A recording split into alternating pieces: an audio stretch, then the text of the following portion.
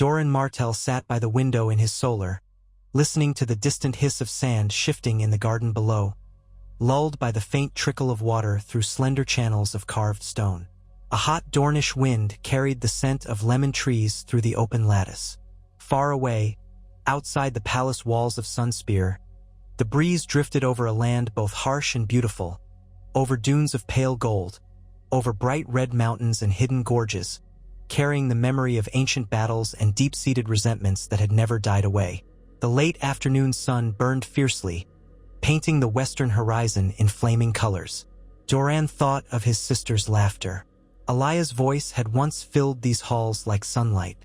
Now that laughter lived only in his recollections, rendered into echoes by the cruelty of steel in King's Landing.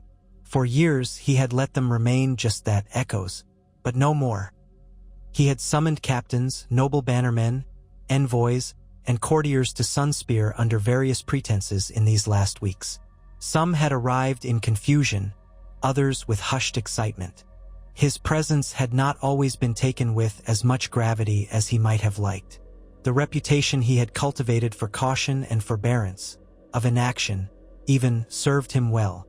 Men rarely trembled at the thought of Doran Martell's wrath. The realm believed House Martell had swallowed its fury, that Doran had traded vengeance for peace, quiet, and the slow path of subtle maneuver. His alleged passivity had been a boon, shielding his true designs. Now, he gathered the might of Dorne to demand justice for Elia, for her children, for all the treacheries inflicted upon House Martell when Tywin Lannister and his creatures had shattered the princess and her heirs. Doran had never forgotten, and he never forgave. When the first of the delegates entered, he received them with courtesy. He was a man of middling height, dark of hair, with lines etched into his forehead and around his eyes from years of the Dornish sun, and from worries he had never shared. Even now, as his plans were on the cusp of realization, he refused to show anything but calm composure. Nothing had changed in the way he moved. The measured pace of his speech remained the same. But inside him raged the tidal wave that had been building since the day he heard how Ser Gregor Clegane had crushed Elia's bones. That wave had turned all his subsequent days into one long, silent vigil for a moment that had finally come.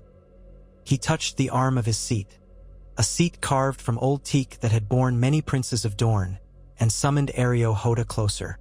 The captain of his guard was as loyal as a well-forged blade and rarely spoke.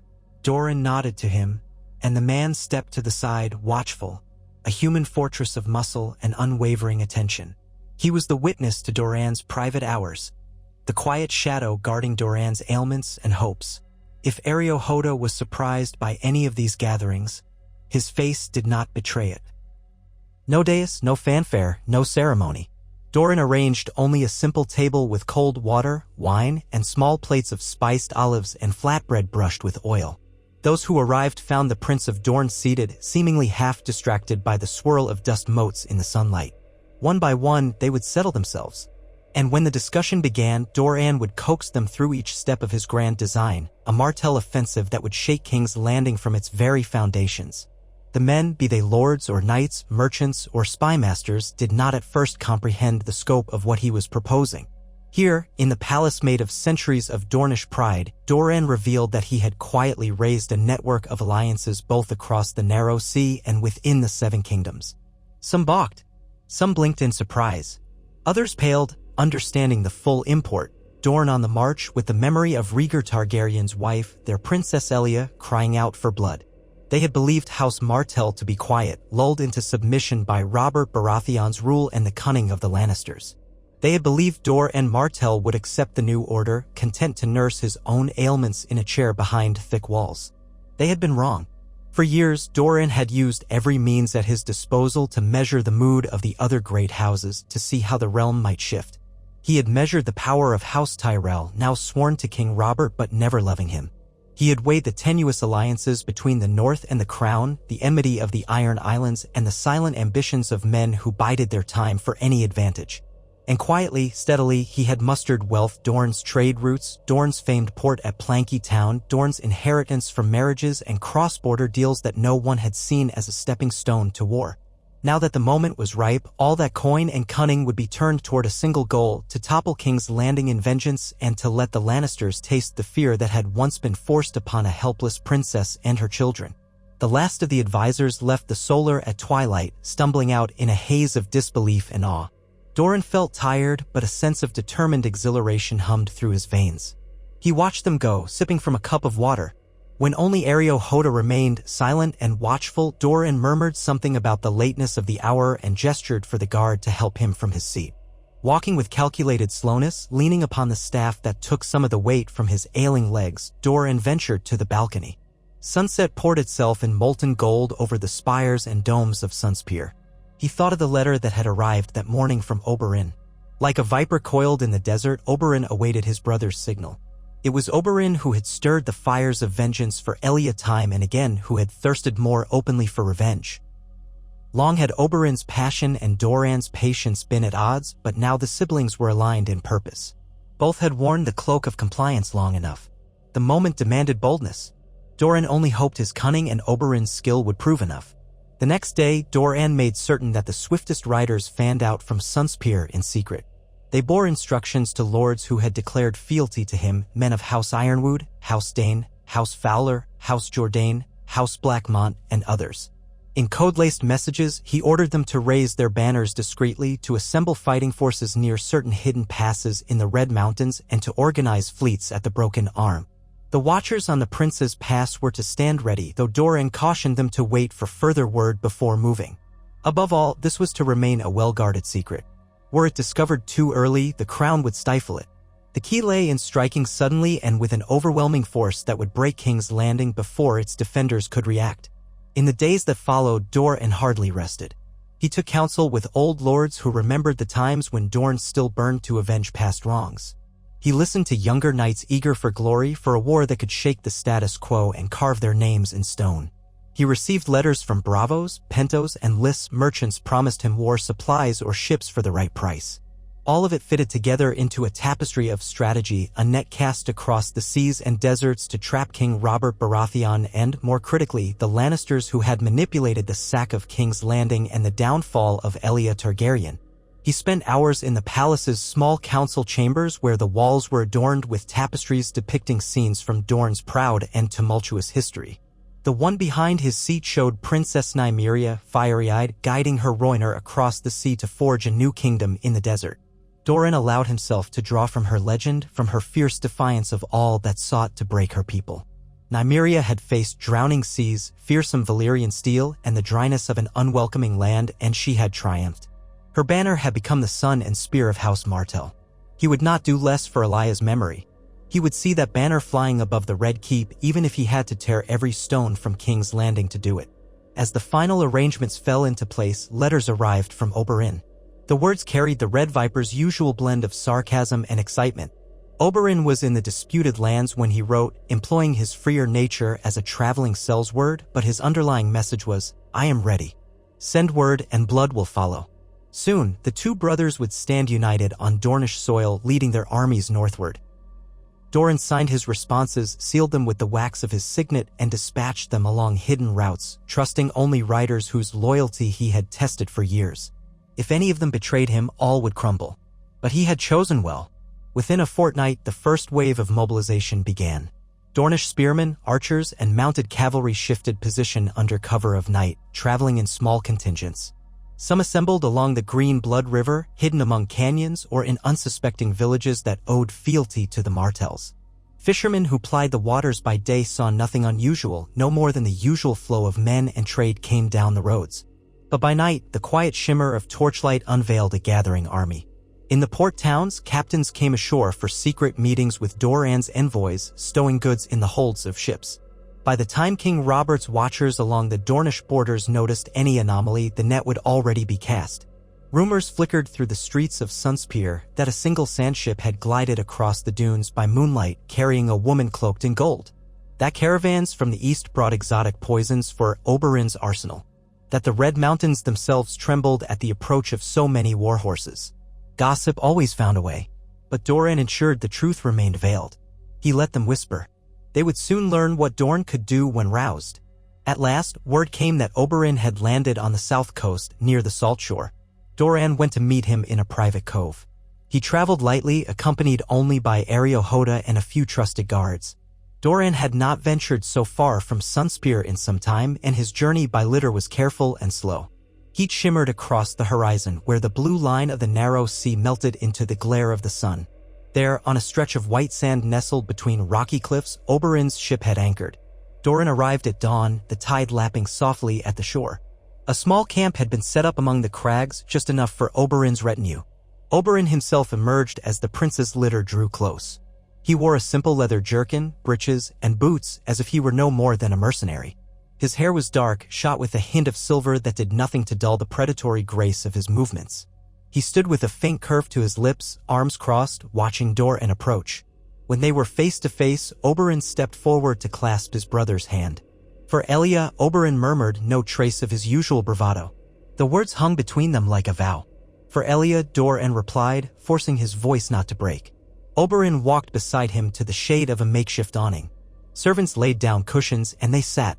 It had been a long while since they'd shared each other's company in such plain surroundings. The last time Oberyn had returned from the free cities, he brought wild stories of duels and paramours. But this time, the conversation was quieter. They spoke of troop numbers, supply lines, their routes through the mountains, and possible alliances with those in the Crownlands who might be chafing under Robert or, more importantly, under the Lannisters. They talked about Tywin Lannister's cunning and how best to counter it. They strategized how to keep House Tyrell neutral or even sympathetic. The Tyrells might be turned by old rivalries with the Dornish, but men also had a way of forgetting old grudges if the reward was sweet enough. Oberyn favored a direct assault. Doran favored cunning, infiltration, the possibility of sowing discord in King's Landing before the armies arrived. Both recognized the same end, the destruction of those who had wronged their family. When the sun stood high, they broke bread together in the heat. Oberyn poured strong Dornish red wine, ignoring the water. "We will dance in King's Landing," he promised. "We will tear down their false illusions and remind the realm that Elia Martell was more than just Rhaegar's wife. She was Dorne's beloved princess, and her blood cries for retribution." Doran allowed himself a rare smile. "Soon, brother. Let us do it rightly." The return trip to Sunspear felt swifter, buoyed by the knowledge that the Red Viper was here, that the first seeds of open war had finally been planted. By the time Doran reached the walls of the old palace, he could sense a shift. More guards patrolled the ramparts. More lords and bannermen arrived under the cover of legitimate reasons. Some to pay taxes, some to negotiate trade, some to discuss border issues with the Stormlands. Everyone, though, knew it was far from ordinary business. And yet, as these men entered the throne room where Doran Martell sat, they still expected to see the carefully contained Prince of Dorne. In many ways, that facade remained. Doran never blustered or swaggered. He only asked questions, listened, and nodded, as though what he planned was not the greatest gamble in Dorne's recent history. He bided his time, ensuring the watchers from King's Landing would see only half-truths. If spies came sniffing around the palace, they would find Doran planning the usual fractious negotiations with House Ironwood or sending disclaimers about border disputes with House Fowler. Nothing that would suggest the unstoppable storm about to break.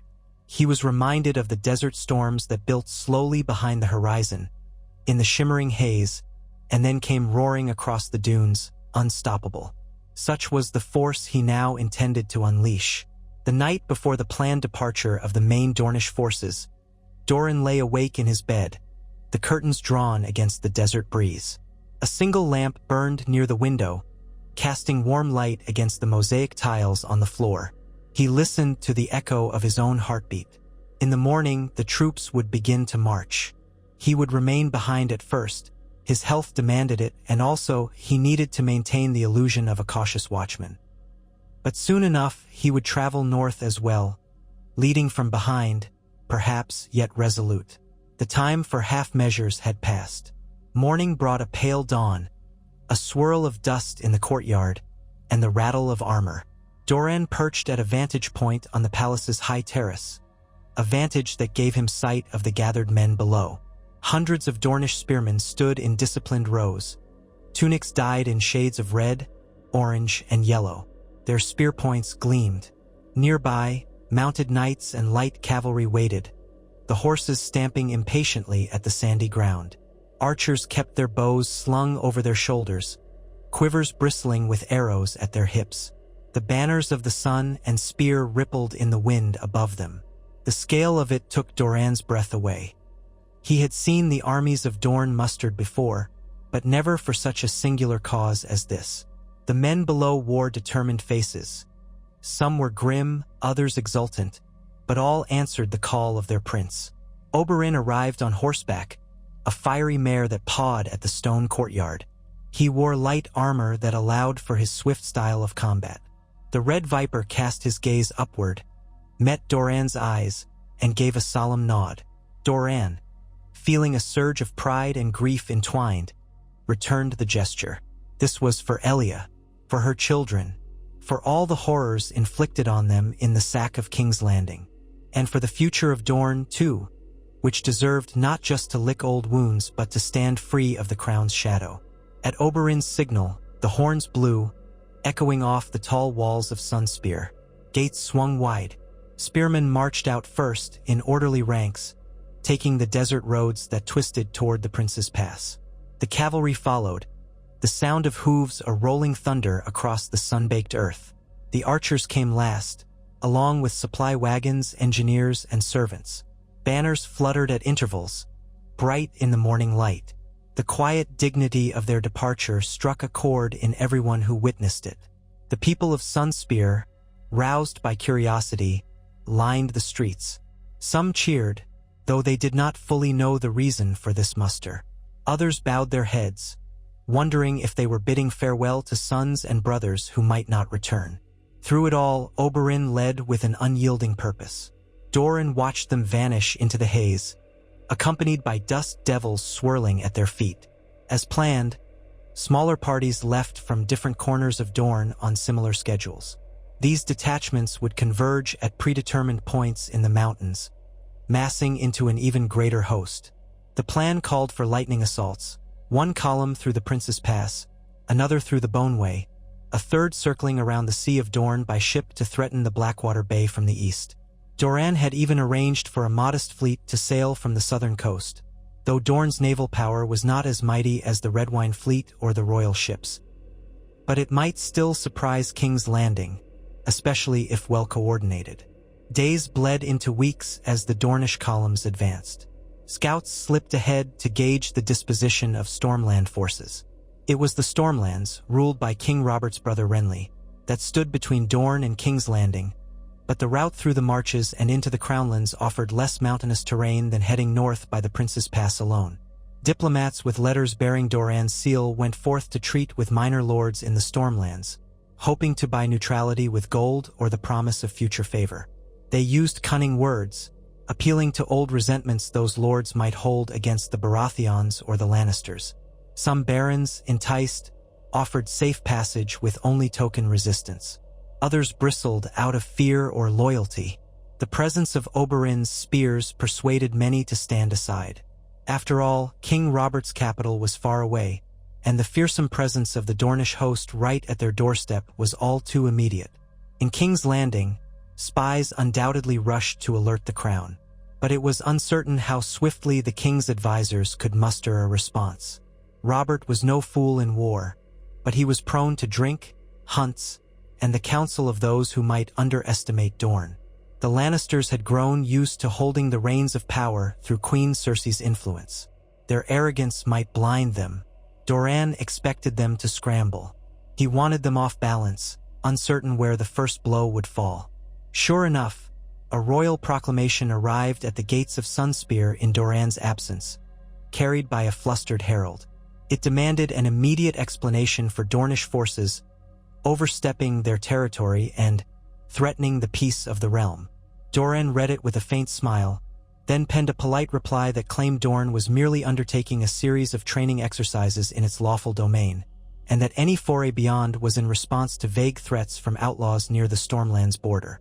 Lies, of course, but the crown could not immediately disprove them. Let them stew, Doran, though. The wind ruffled his black hair. The Dornish lords readied themselves, House Ironwood bringing its heavy knights, House Dane's swords shining bright as dawn, House Fowler's archers stringing bows. Thousands of spearmen formed disciplined ranks behind them and cavalry waited on the flanks. A trumpet blast from the city walls announced a contingent riding out under a flag of truce. Doran's stomach tightened. He suspected King Robert might try to negotiate. He too had prepared for such a possibility, writing down terms of what might satisfy Doran's vengeance without a protracted siege. Now, a small group in gleaming armor approached across the field, a white banner fluttering. At the head of the party rode a towering man with a thick beard wearing plate armor etched with the crown stag. This was Robert Baratheon himself, King of the Seven Kingdoms. A handful of gold cloaks escorted him, as well as a man wearing the crimson of House Lannister, a Lannister captain, presumably. Oberyn motioned for a Dornish escort to meet them halfway. The Red Viper, accompanied by a few of his knights, advanced. Doran, deciding to be present for the talks, joined them in his litter, flanked by Hoda. They met on open ground, the city behind the king, the Dornish army at their backs. Tension rippled in the air. King Robert reined in his warhorse, glaring at Oberyn. His broad face glistened with sweat, though it was not overly hot this morning. "You have a bold nerve," he growled. "Marching on my city, and for what? Old slights? You're a fool, Oberyn Martell." Oberyn remained impassive. "Your Grace," he said, though without a bow. "We come for justice. Will you yield Gregor Clegane and Tywin Lannister to us for their crimes against Elia Martell?" Robert's nostrils flared. "Tywin is not even in the city. And I need the mountain for the realm's peace. Besides, that is an old matter dealt with. You have no claim to these men." "Old matter." The Red Viper's voice sharpened. "My sister's children were butchered. She was violated and murdered. Where was your justice then, Baratheon?" The king shifted uncomfortably. "I did not order that horror. Tywin's men acted without my leave. And yet it ended the war swiftly. Sometimes war demands harsh measures." Robert's gaze swung to Doran's litter. "You, Prince Doran. I thought you wise, a man of peace. Why would you bring Dorne to ruin for the sake of old grudges?" Doran's voice carried surprising strength. "This is not a mere grudge. It is a debt of blood. If you will not give us those responsible, we will take them ourselves. Dorne will never bow to a throne that shelters Elia's killers." Robert's glower turned thunderous. "And so, you think you can stand against the realm on your own?" Oberyn laughed, a short, caustic sound. "We are not alone. Even now, your realm cracks at the seams. My lords bring me whispers from the Stormlands, the Reach, the Riverlands. Many despise the Lannisters as much as we do. We only needed to show them the way." The king looked as if he might charge Oberyn on the spot.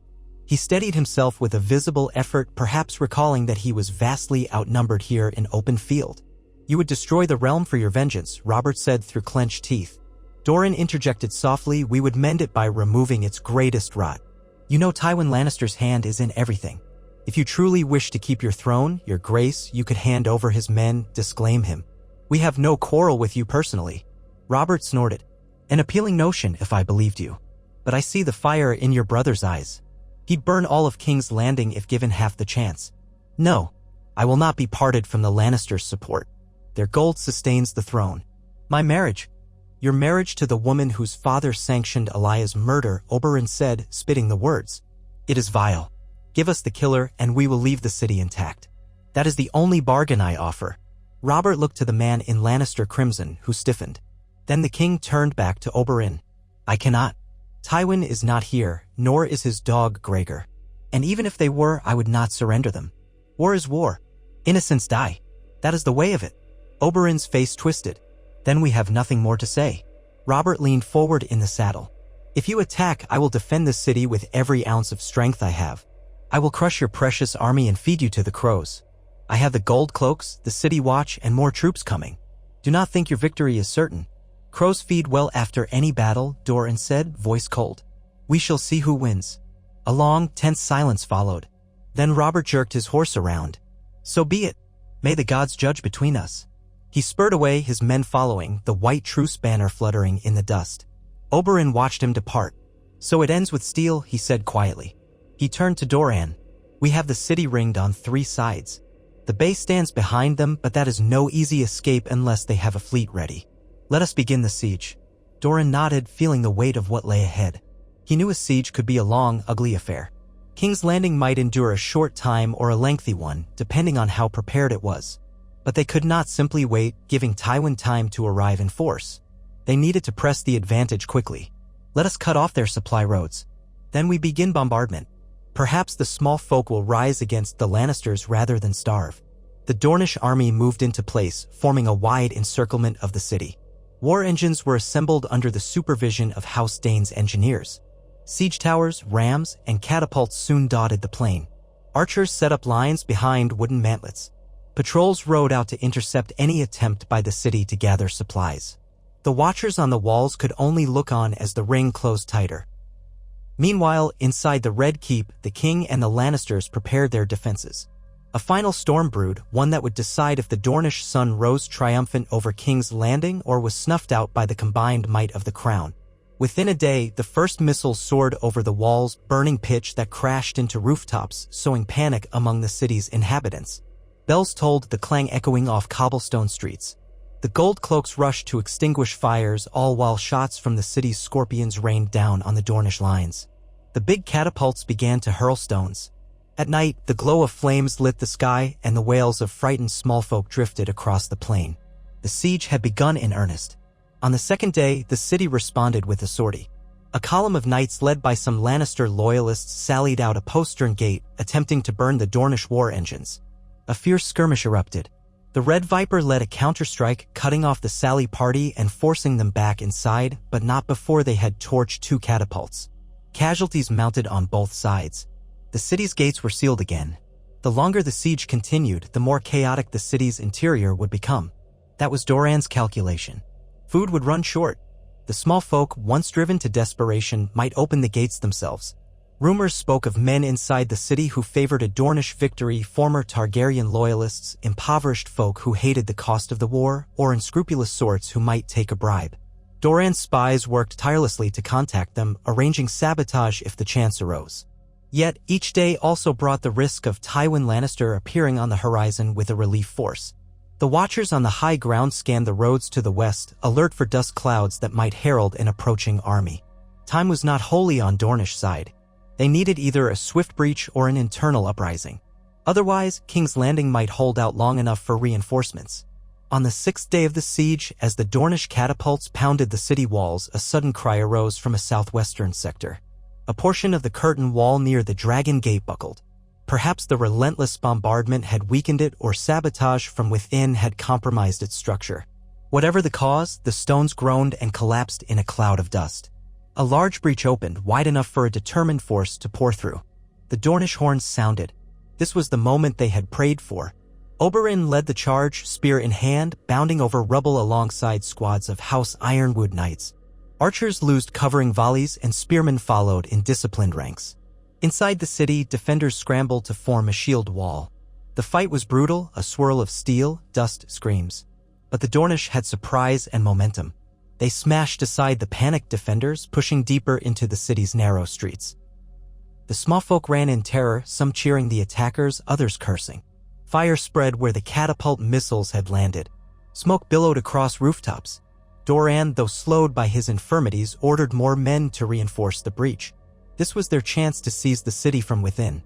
He entrusted Areo Hoda to guard him as he moved with a secondary wave of troops through the opening. Within an hour, the Dornish controlled a swath of streets leading from the Dragon Gate toward the heart of King's Landing. The Gold Cloaks and Royal Knights tried to form a defensive perimeter, but the chaos of the small folk fleeing in every direction made it near impossible. Cries of Martell, Martell, mixed with the roar of flames. Oberyn, at the forefront, urged his men on. For Elia, he shouted, his voice carrying above the din. Many soldiers took up the cry. Blood ran in the gutters. The city that once witnessed the sack by the Lannisters was now tasting the fury of Doran. If King Robert or the Queen had any sense, they would try to rally at the Red Keep. There, the fortress walls might still offer a last stand. But would it suffice against the unstoppable wave? As evening approached, the Dornish advanced district by district. Skirmishes flared at major intersections. The smell of smoke choked the air, buildings ablaze. Some city dwellers locked themselves in their homes. Others rushed out with open arms, hoping to show submission. Oberyn barked orders to spare non-combatants, but in the frenzy, not all soldiers heeded those commands. War had its own brutal logic. Screams rose from plundered shops, and the Red Viper spun in fury to strike down a few men who dared tarnish Doran's name by wanton murder. Yet it was impossible to quell every transgression in the storm of conquest. By midnight, the Dornish vanguard reached the gates of the Red Keep. The massive fortress loomed, walls lit by torches, the moat shimmering ominously. Within those walls, the king, the queen, and the last defenders had gathered. Archers lined the battlements while knights patrolled the gatehouse. Oberyn reined up, breathing hard, blood spattered across his armor. He called for siege rams to be brought forward. One final push and the seat of power in King's Landing would be under Martell control. Doran, arriving not long after, gazed up at the towers. He remembered visiting here once, long ago, when Elia was betrothed to Rhaegar. Now that memory felt like a ghost. He was here again, but under the shadow of fire and vengeance. A hush settled as the rams slammed into the outer gate. Arrows hissed down, finding gaps in armor. Men cried out, though the Dornish archers answered in kind, picking off defenders on the walls. The thunder of the rams reverberated through the night, splinters flying. When at last the outer gate gave way, the Dornish poured in. Another gate within the keep's curtain walls awaited them. Shouts echoed in the stone corridors. The clash of steel reverberated off the high ceilings. Then the second gate was forced open.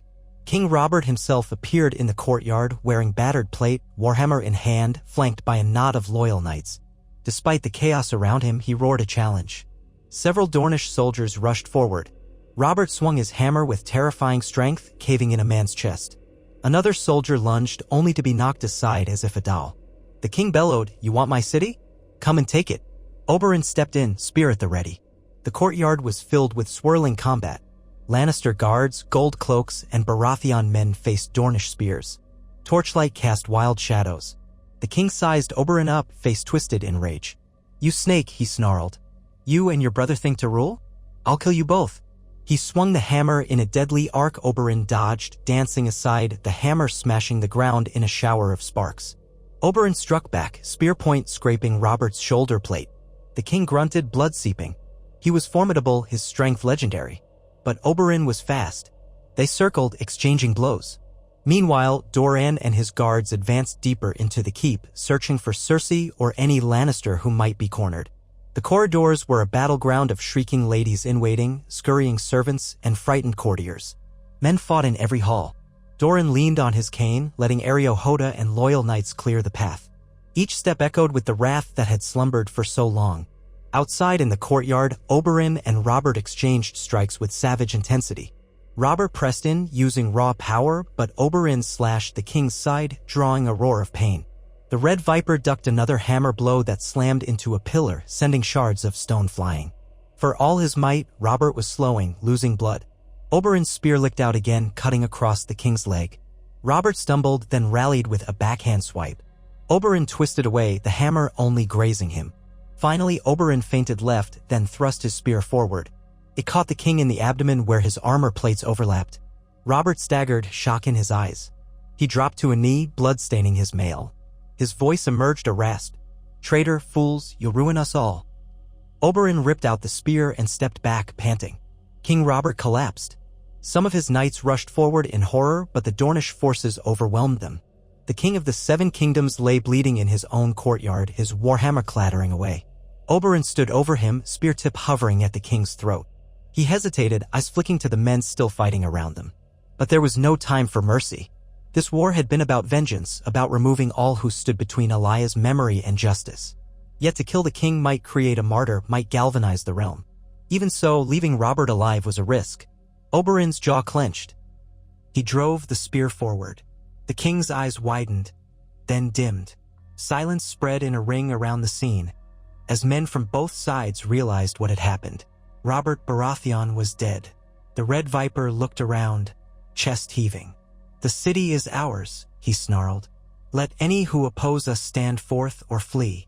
At that moment, a woman's wail shattered the hush.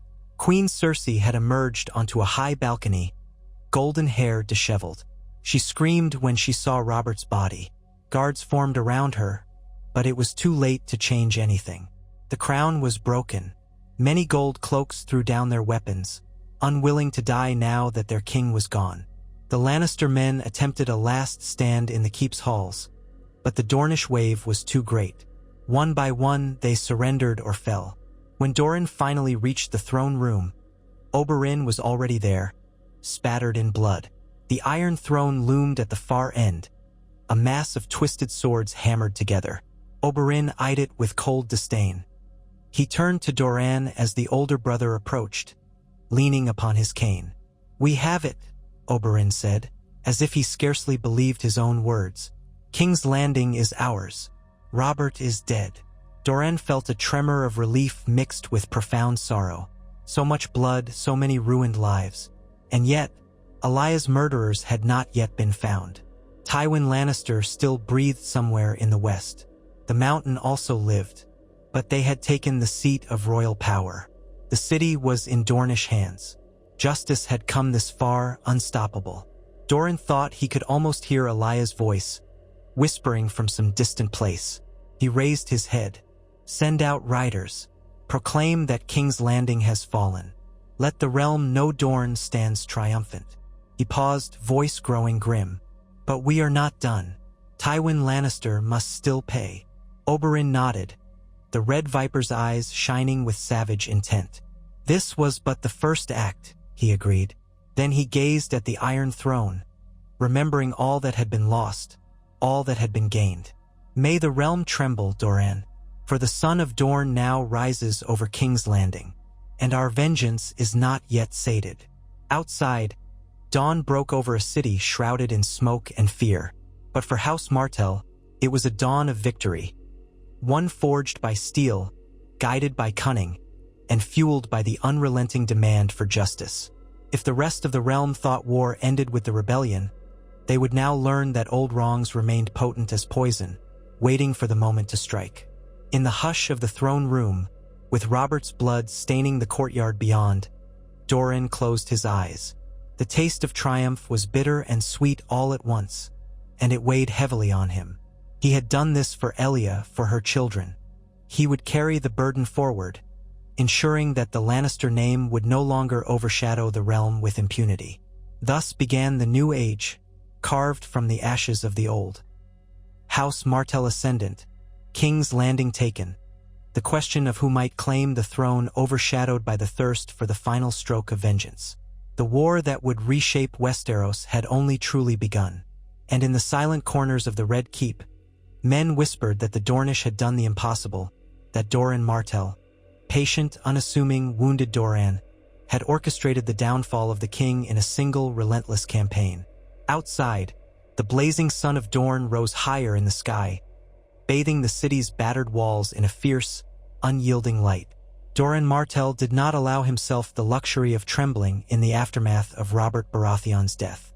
Though his heart thundered and a strange, cold exhilaration coursed through him, he kept his hands still atop the handle of his cane.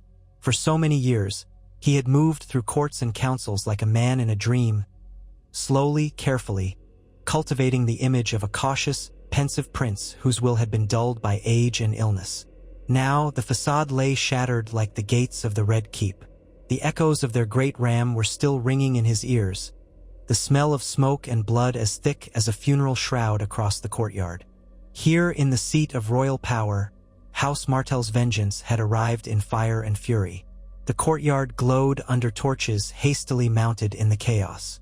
Fires still burned in pockets throughout King's Landing, sending pillars of smoke into the star-pocked sky. Bodies of fallen guards and soldiers lay sprawled in the flickering light, their lifeblood staining the worn cobblestones. Among them, splayed in a graceless heap, lay King Robert Baratheon, the warhammer that had conquered a dynasty dropped from his dead fingers. His eyes, once bright with rowdy life, stared blankly at the sky. Oberyn Martell stood over him, breathing hard, his spear red at the tip. For a moment, there was no noise beyond the distant roar of some distant blaze and the sputtering of torches. Cersei Lannister's shriek carried from a high balcony, trailing away in grief, and the wind ruffled his black hair.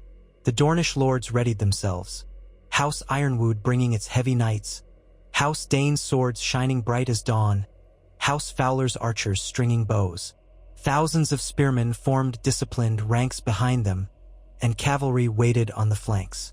A trumpet blast from the city walls announced a contingent riding out under a flag of truce. Doran's stomach tightened. He suspected King Robert might try to negotiate. He, too, had prepared for such a possibility, writing down terms of what might satisfy Doran's vengeance without a protracted siege. Now, a small group in gleaming armor approached across the field, a white banner fluttering. At the head of the party rode a towering man with a thick beard, wearing plate armor etched with the crowned stag. This was Robert Baratheon himself, King of the Seven Kingdoms. A handful of gold cloaks escorted him, as well as a man wearing the crimson of House Lannister, a Lannister captain, presumably. Oberyn motioned for a Dornish escort to meet them halfway. The Red Viper, accompanied by a few of his knights, advanced. Doran, deciding to be present for the talks, joined them in his litter, flanked by Areo Hoda. They met on open ground, the city behind the king, the Dornish army at their backs. Tension rippled in the air. King Robert reined in his warhorse, glaring at Oberyn. His broad face glistened with sweat, though it was not overly hot this morning. "You have a bold nerve," he growled. "Marching on my city, and for what? Old slights? You're a fool, Oberyn Martell." Oberyn remained impassive. "Your Grace," he said, though without a bow. "We come for justice. Will you yield Gregor Clegane and Tywin Lannister to us for their crimes against Elia Martell?" Robert's nostrils flared. "Tywin is not even in the city, and I need the mountain for the realm's peace. Besides, that is an old matter dealt with. You have no claim to these men." "Old matter?" The Red Viper's voice sharpened. "My sister's children were butchered. She was violated and murdered. Where was your justice then, Baratheon?" The king shifted uncomfortably. "I did not order that horror. Tywin's men acted without my leave. And yet, it ended the war swiftly. Sometimes war demands harsh measures." Robert's gaze swung to Doran's litter. "You, Prince Doran, I thought you wise, a man of peace. Why would you bring Dorne to ruin for the sake of old grudges?" Doran's voice carried surprising strength. "This is not a mere grudge. It is a debt of blood. If you will not give us those responsible, we will take them ourselves. Dorne will never bow to a throne that shelters Elia's killers." Robert's glower turned thunderous. "And so, you think you can stand against the realm on your own?" Oberyn laughed, a short, caustic sound. "We are not alone. Even now, your realm cracks at the seams. My lords bring me whispers from the Stormlands, the Reach, the Riverlands. Many despise the Lannisters as much as we do. We only needed to show them the way." The king looked as if he might charge Oberyn on the spot. He steadied himself with a visible effort, perhaps recalling that he was vastly outnumbered here in open field. "You would destroy the realm for your vengeance," Robert said through clenched teeth. Doran interjected softly, "We would mend it by removing its greatest rot. You know Tywin Lannister's hand is in everything. If you truly wish to keep your throne, your grace, you could hand over his men, disclaim him. We have no quarrel with you personally." Robert snorted. "An appealing notion, if I believed you. But I see the fire in your brother's eyes. He'd burn all of King's Landing if given half the chance. No, I will not be parted from the Lannisters' support. Their gold sustains the throne. My marriage, your marriage to the woman whose father sanctioned Elia's murder," Oberyn said, spitting the words. "It is vile. Give us the killer and we will leave the city intact. That is the only bargain I offer." Robert looked to the man in Lannister crimson, who stiffened. Then the king turned back to Oberyn. "I cannot. Tywin is not here, nor is his dog Gregor. And even if they were, I would not surrender them. War is war. Innocents die. That is the way of it." Oberyn's face twisted. "Then we have nothing more to say." Robert leaned forward in the saddle. "If you attack, I will defend the city with every ounce of strength I have. I will crush your precious army and feed you to the crows.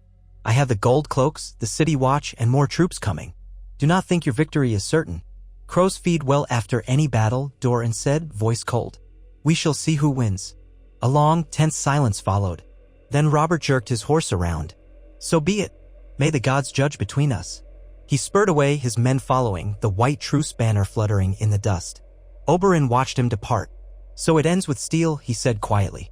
He turned to Doran. "We have the city ringed on 3 sides.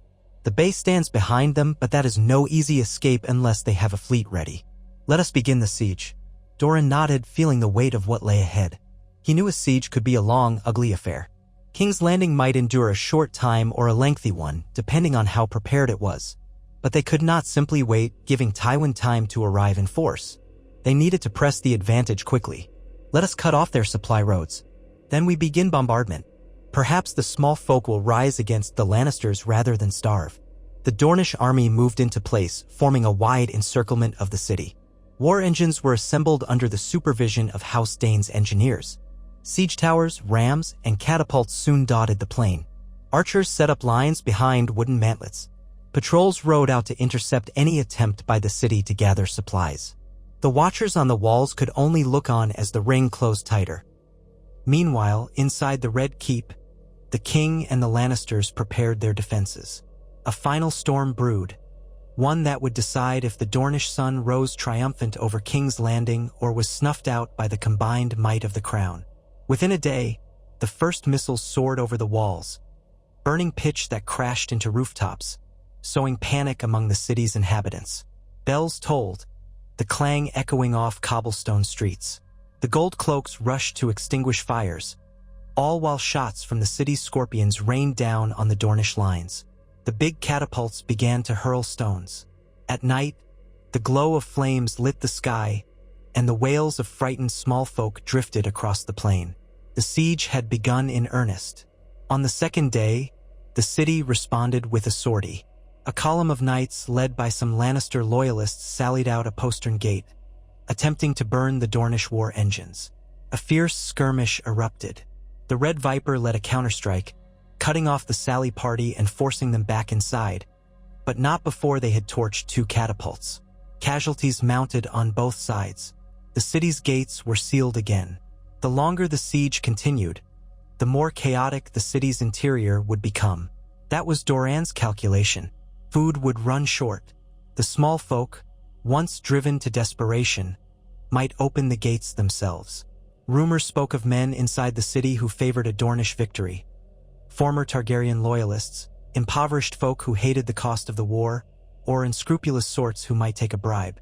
Doran's spies worked tirelessly to contact them, arranging sabotage if the chance arose. Yet, each day also brought the risk of Tywin Lannister appearing on the horizon with a relief force. The watchers on the high ground scanned the roads to the west, alert for dust clouds that might herald an approaching army. Time was not wholly on Dornish side. They needed either a swift breach or an internal uprising. Otherwise, King's Landing might hold out long enough for reinforcements. On the 6th day of the siege, as the Dornish catapults pounded the city walls, a sudden cry arose from a southwestern sector. A portion of the curtain wall near the Dragon Gate buckled. Perhaps the relentless bombardment had weakened it, or sabotage from within had compromised its structure. Whatever the cause, the stones groaned and collapsed in a cloud of dust. A large breach opened, wide enough for a determined force to pour through. The Dornish horns sounded. This was the moment they had prayed for. Oberyn led the charge, spear in hand, bounding over rubble alongside squads of House Ironwood knights. Archers loosed covering volleys, and spearmen followed in disciplined ranks. Inside the city, defenders scrambled to form a shield wall. The fight was brutal, a swirl of steel, dust, screams. But the Dornish had surprise and momentum. They smashed aside the panicked defenders, pushing deeper into the city's narrow streets. The small folk ran in terror, some cheering the attackers, others cursing. Fire spread where the catapult missiles had landed. Smoke billowed across rooftops. Doran, though slowed by his infirmities, ordered more men to reinforce the breach. This was their chance to seize the city from within. He entrusted Areo Hoda to guard him as he moved with a secondary wave of troops through the opening. Within an hour, the Dornish controlled a swath of streets leading from the Dragon Gate toward the heart of King's Landing. The Gold Cloaks and Royal Knights tried to form a defensive perimeter, but the chaos of the small folk fleeing in every direction made it near impossible. Cries of Martell, Martell, mixed with the roar of flames.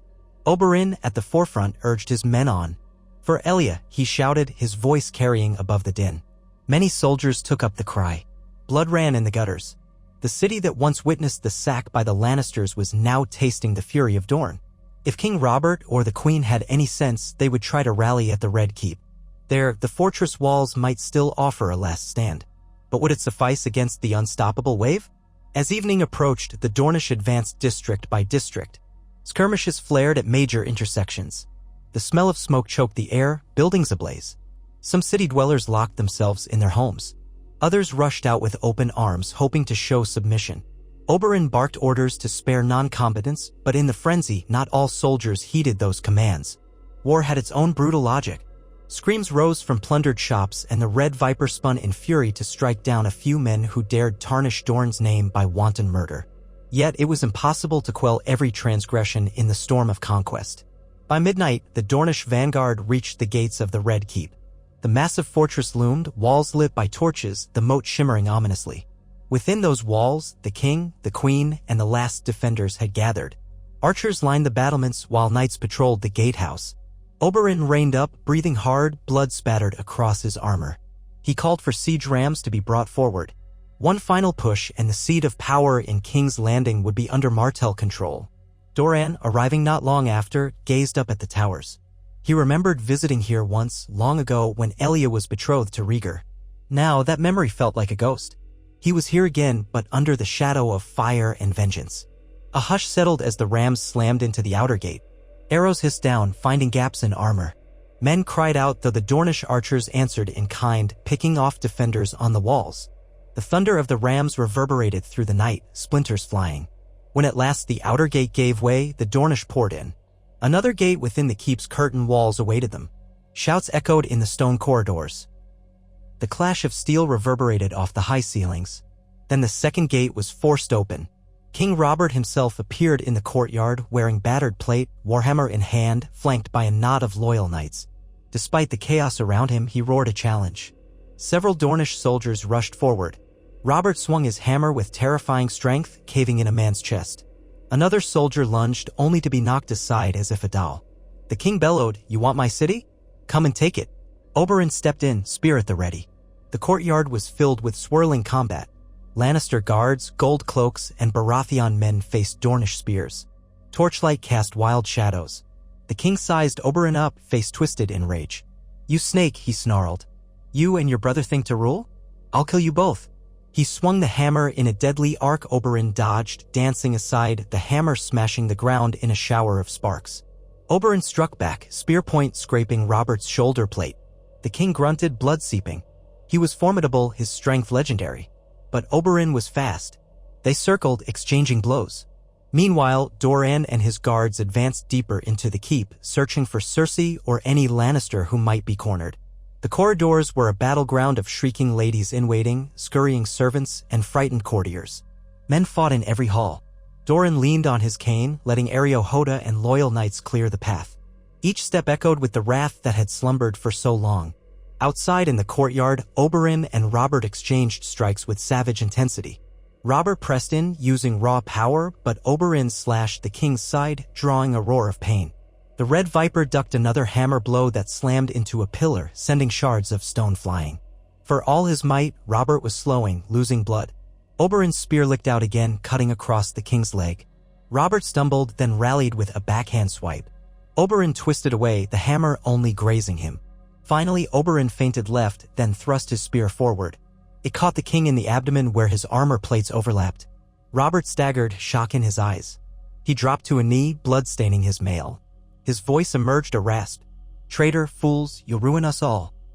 Oberyn ripped out the spear and stepped back, panting. King Robert collapsed. Some of his knights rushed forward in horror, but the Dornish forces overwhelmed them. The king of the Seven Kingdoms lay bleeding in his own courtyard, his warhammer clattering away. Oberyn stood over him, spear tip hovering at the king's throat. He hesitated, eyes flicking to the men still fighting around them. But there was no time for mercy. This war had been about vengeance, about removing all who stood between Elia's memory and justice. Yet to kill the king might create a martyr, might galvanize the realm. Even so, leaving Robert alive was a risk. Oberyn's jaw clenched. He drove the spear forward. The king's eyes widened, then dimmed. Silence spread in a ring around the scene, as men from both sides realized what had happened. Robert Baratheon was dead. The Red Viper looked around, chest heaving. "The city is ours," he snarled. "Let any who oppose us stand forth or flee." At that moment, a woman's wail shattered the hush. Queen Circe had emerged onto a high balcony, golden hair disheveled. She screamed when she saw Robert's body. Guards formed around her, but it was too late to change anything. The crown was broken.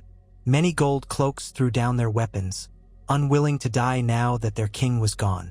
The Lannister men attempted a last stand in the keep's halls, but the Dornish wave was too great. One by one, they surrendered or fell. When Doran finally reached the throne room, Oberyn was already there, spattered in blood. The Iron Throne loomed at the far end, a mass of twisted swords hammered together. Oberyn eyed it with cold disdain. He turned to Doran as the older brother approached, leaning upon his cane. "We have it," Oberyn said, as if he scarcely believed his own words. "King's Landing is ours. Robert is dead." Doran felt a tremor of relief mixed with profound sorrow. So much blood, so many ruined lives. And yet, Elia's murderers had not yet been found. Tywin Lannister still breathed somewhere in the west. The mountain also lived, but they had taken the seat of royal power. The city was in Dornish hands. Justice had come this far, unstoppable. Doran thought he could almost hear Elia's voice, whispering from some distant place. He raised his head. "Send out riders. Proclaim that King's Landing has fallen. Let the realm know Dorne stands triumphant." He paused, voice growing grim. "But we are not done. Tywin Lannister must still pay." Oberyn nodded, the Red Viper's eyes shining with savage intent. "This was but the first act," he agreed. Then he gazed at the Iron Throne, remembering all that had been lost, all that had been gained. "May the realm tremble, Doran, for the son of Dorne now rises over King's Landing, and our vengeance is not yet sated." Outside, dawn broke over a city shrouded in smoke and fear. But for House Martell, it was a dawn of victory. One forged by steel, guided by cunning, and fueled by the unrelenting demand for justice. If the rest of the realm thought war ended with the rebellion, they would now learn that old wrongs remained potent as poison, waiting for the moment to strike. In the hush of the throne room, with Robert's blood staining the courtyard beyond, Doran closed his eyes. The taste of triumph was bitter and sweet all at once, and it weighed heavily on him. He had done this for Elia, for her children. He would carry the burden forward, ensuring that the Lannister name would no longer overshadow the realm with impunity. Thus began the new age, carved from the ashes of the old. House Martell ascendant, King's Landing taken, the question of who might claim the throne overshadowed by the thirst for the final stroke of vengeance. The war that would reshape Westeros had only truly begun. And in the silent corners of the Red Keep, men whispered that the Dornish had done the impossible, that Doran Martell, patient, unassuming, wounded Doran, had orchestrated the downfall of the king in a single, relentless campaign. Outside, the blazing sun of Dorne rose higher in the sky, bathing the city's battered walls in a fierce, unyielding light. Doran Martell did not allow himself the luxury of trembling in the aftermath of Robert Baratheon's death. Though his heart thundered and a strange, cold exhilaration coursed through him, he kept his hands still atop the handle of his cane. For so many years, he had moved through courts and councils like a man in a dream, slowly, carefully, cultivating the image of a cautious, pensive prince whose will had been dulled by age and illness. Now, the facade lay shattered like the gates of the Red Keep. The echoes of their great ram were still ringing in his ears, the smell of smoke and blood as thick as a funeral shroud across the courtyard. Here in the seat of royal power, House Martell's vengeance had arrived in fire and fury. The courtyard glowed under torches hastily mounted in the chaos. Fires still burned in pockets throughout King's Landing, sending pillars of smoke into the star-pocked sky. Bodies of fallen guards and soldiers lay sprawled in the flickering light, their lifeblood staining the worn cobblestones. Among them, splayed in a graceless heap, lay King Robert Baratheon, the warhammer that had conquered a dynasty dropped from his dead fingers. His eyes, once bright with rowdy life, stared blankly at the sky. Oberyn Martell stood over him, breathing hard, his spear red at the tip.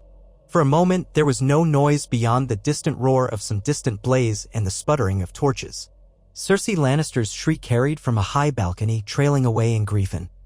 "De Fury," Gold cloaks who had not yet thrown down their arms shifted in uncertainty, unsure if they should charge the Prince of Dorn's brother or flee. Many had already dropped to their knees, weapons cast aside, voices murmuring prayers that the victors might be merciful. Oberyn at last lowered his spear. He tossed back his sweat-clung hair and met the eyes of those remaining defenders in a slow, dangerous sweep. "Lay down your arms," he said, voice resonating in the hush. "It need not end with more death. Those who fought bravely have the right to survive if they will submit. Dorn has no quarrel with mere guards if you do not force it upon us." Some guards attempted to swallow their terror and charged anyway, 3 men, roaring as they raised their swords against Oberyn, either in blind loyalty or desperation. They never reached him. A cluster of Dornish spearmen darted forward, forming a bristling wall of spear points. 2 of the attackers crumpled instantly, and the third froze, looking into Oberyn's dark eyes. The man's hand shook, and then he let his sword clatter to the stones. The Red Viper gave a curt nod. "You choose wisely." Others followed suit, dropping their weapons in a clattering chorus. The living men of the City Watch and the Lannister household guards found the taste of surrender more appealing than death. Doran finally exhaled a breath he had not realized he was holding. Ario Hoda, his ever-watchful captain, took position at his side. From far behind them, flickers of torchlight and the clatter of armor announced more of the Dornish host pressing into the Red Keep's courtyards. Doran turned his gaze upward, following the line of a marble staircase to the gallery overlooking the yard. There stood Queen Cersei, flanked by a handful of men in crimson and gold livery, her face contorted in anger and fear. She wore a gown that had once been a regal deep green, but now seemed only a wash of shadows. Her gilded hair poured across her shoulders in loose waves, her lips parted as though she would hurl curses at the intruders. A hush seemed to fall between them. Cersei's eyes darted to Robert's still form, to Oberyn's bloody spear, to Doran in his litter-like chair. She might have known in that moment how quickly her world had collapsed. It was not supposed to be like this. The Martells had been content, or so the realm had believed, to remain behind their deserts and mountains, focusing on internal disputes or fruitless gestures of protest. How had it come to this? Then, with a hiss, she spun away, her retinue clustering about her as she vanished into the Red Keep's corridors.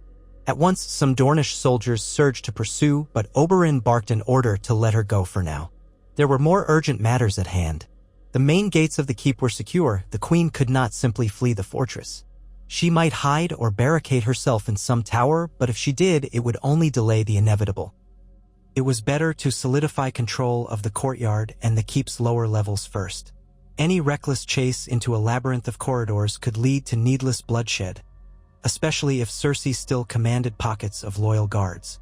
The cold night wind stirred the banners overhead, the stag and lion sigils overshadowed now by the sun and spear. Doran felt the weight of those swirling breezes, as if they carried Elia's voice. He imagined his sister's soft smile. Nearly 2 decades had passed since she was torn from them, left in a bloody ruin in these very walls. In all those years, the realm had moved on, accepted the Lannisters in power, hailed Robert Baratheon as a triumphant rebel king, while the Martells seethed in sullen isolation. Now, King's Landing itself was in Dornish hands, and yet Tywin Lannister remained free. Gregor Clegane, the monster who had physically perpetrated the crime, was not among the slain. This triumph would remain incomplete until they, too, paid in full. A cluster of officers from houses Fowler, Ironwood, and Dane arrived, saluting Doran and Oberyn. Their faces gleamed with perspiration, dust, and a certain wild exhilaration. Here in the seat of Targaryen kings, they stood beneath the desert banners of Dorne, living a moment that generations of Martell lords might have thought impossible. Oberyn, wiping sweat and blood from his brow with the back of his gauntlet, beckoned them closer. "See to it that no more looting or slaughter befalls the city," he commanded. "We fight for justice, not chaos. Station men at each gate. No one leaves the Red Keep without our leave. Some of the inhabitants may hide in the cellars or the queen's apartments. Any who resist, subdue them. Any who yield, show mercy." The officers nodded with fervent agreement. Lord Ironwood, a tall man with a scarred cheek, rapped the hilt of his sword in salute. "I, Prince Oberyn, will secure the keep. When do we address the city's small folk?" "In time," said Doran, his voice even, though each word carried the exhaustion of many battles, both of mind and body. First, we must ensure the Red Keep is fully under our control. The folk outside these walls have been terrified enough. We want them to know we intend a just rule, not a sacking. Spread word that the Dornish have no quarrel with unarmed citizens. Yes, my prince, Lord Fowler replied, exchanging a glance with Lord Ironwood. There was tension in their eyes. The threat of chaos loomed large. Even the best disciplined army had its share of hotheads and criminals, men who would pillage the city if given half a chance. They needed strong measures to keep order. As the officers dispersed, Oberyn turned to watch the last of the loyal gold cloaks toss their halberds and swords onto a growing pile of surrendered steel. Some stared at the ground, refusing to meet Oberyn's eyes. Others gazed at their dead comrades with haunted expressions. War was a savage teacher, and it had taught them that the Martells were not the half-hearted threat many once deemed them to be. "Take me inside," Doran said quietly. Ario Hoda stepped forward to assist him from the litter, though Doran waved a hand in mild protest. The prince wanted to walk if he could, even if his legs pained him. He leaned on his cane, crossing the courtyard at a measured pace. The scene of devastation felt surreal. Dornish men stood guard with spears and crossbows. The bodies of the city's defenders lay in twisted poses. Here, in the heart of the Seven Kingdoms, the pivot of power had lurched violently south. Oberyn fell into step beside him. "We'll find the Iron Throne deeper within," Oberyn said in a low tone, lips twitching between triumph and the remnants of battle anger. "You should take your seat upon it, brother. Let the realm see a Martell enthroned. That will set tongues wagging across all Westeros." Doran's lips parted in a slight, weary smile. "One step at a time. For now, we hold the city's lifeblood in our hand. The question is whether we can keep it clutched there. Robert is dead, but if Tywin arrives with an army or if Renly or Stannis muster forces elsewhere, we could be pressed from many sides." Oberyn's nod was curt. "We'll handle them in turn. For now, the city is ours." They came to the tall doors that opened onto a hallway leading toward the throne room. Dornish spearmen, newly posted, saluted with the butts of their weapons. Two men in Lannister colors knelt on the ground, hands bound. Their eyes showed more fear than defiance. Doran paused, regarding them. "Where's the rest of the household? Where's your queen?" Neither answered until Oberyn bent low, the point of his spear pressing lightly under the throat of the braver one. The guard swallowed, beads of sweat trickling along his temple. "Her Grace," she fled toward Maegor's holdfast with her children, he stammered. "Please, we only follow orders. We did nothing to your princess." Doran studied him with an impassive stare. The man spoke truly, no doubt. He sighed and gestured for the spearmen to take the prisoners away. As they were led off, he heard one muttering frantic prayers. They all prayed for mercy, but the night was thick with old ghosts who would not rest until justice was sated. They continued on, passing tapestries half-torn from the walls. One displayed a scene of Aegon the Conqueror astride Balerion. Another depicted a regal Targaryen queen, her silver gold hair braided around a crown of rubies. Doran studied these fleeting images of history. The Targaryens had forged the Iron Throne. Robert had seized it with rebellion, and now the Martells had taken it by storm. The throne's legacy was one of violence and blood, a seat carved from the swords of enemies. Perhaps all that sat upon it were destined to be consumed by war. At last, they reached the massive throne room doors. They stood open, revealing the vast space illuminated by torchlight and flickering candelabra. The floor was strewn with shards of glass from windows shattered by the siege's concussions. Brazier smoked. A rank smell of fear mixed with the ozone tang of burnt pitch lingered in the air. Near the dais at the far end, where the Iron Throne reared in all its spiked, forbidding glory, a knot of courtiers, clerks, and lesser functionaries milled about in abject confusion.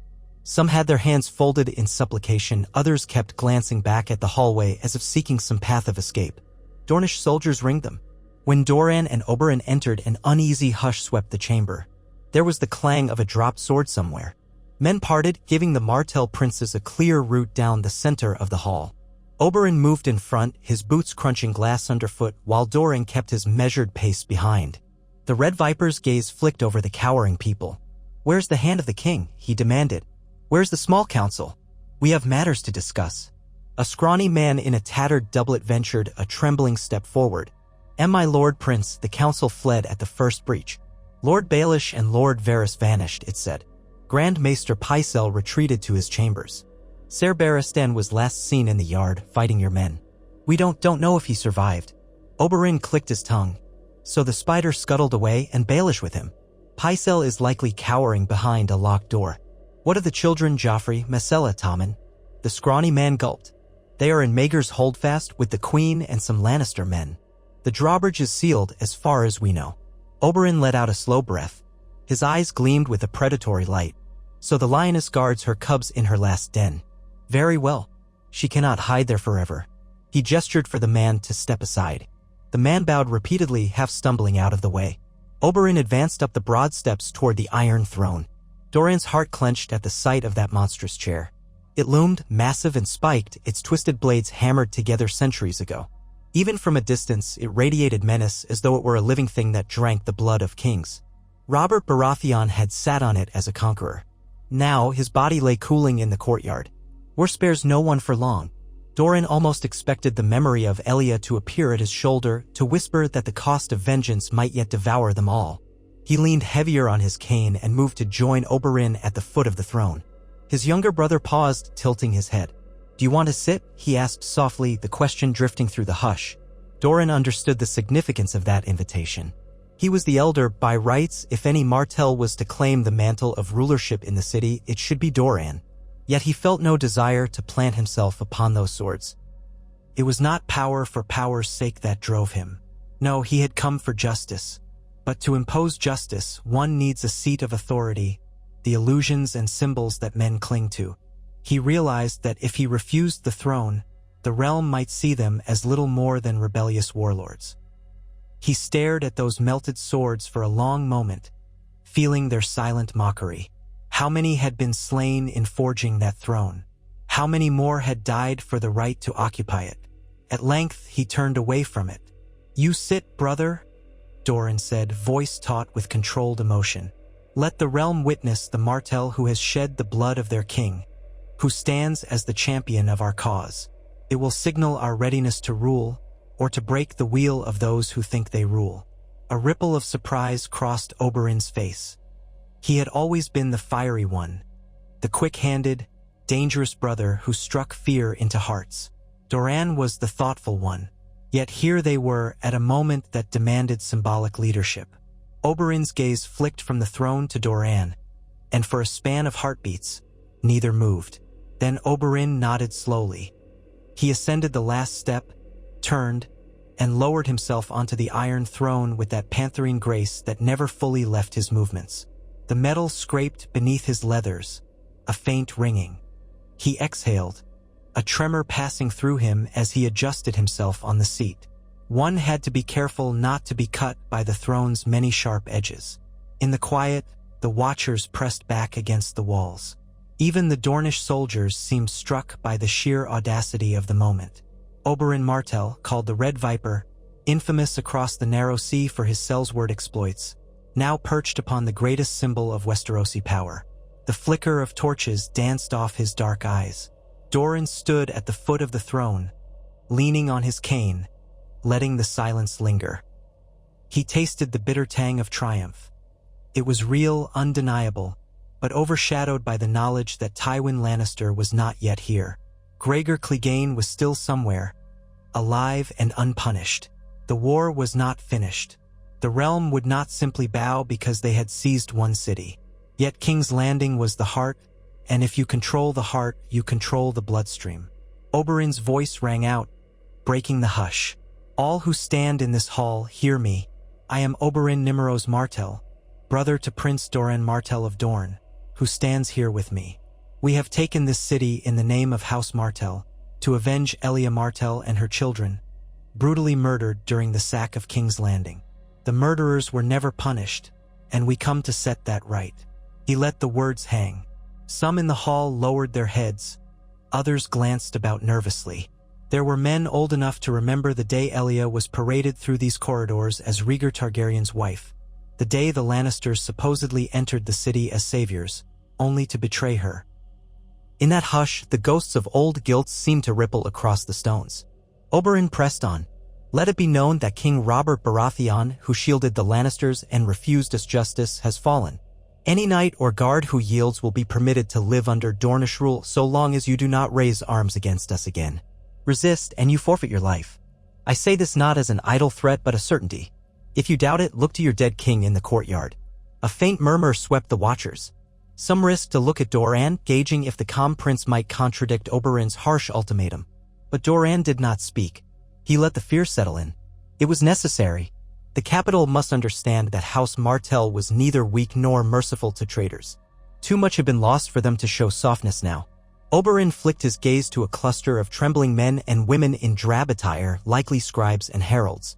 One of you, he said, go forth and spread the word across the city. The fight is done.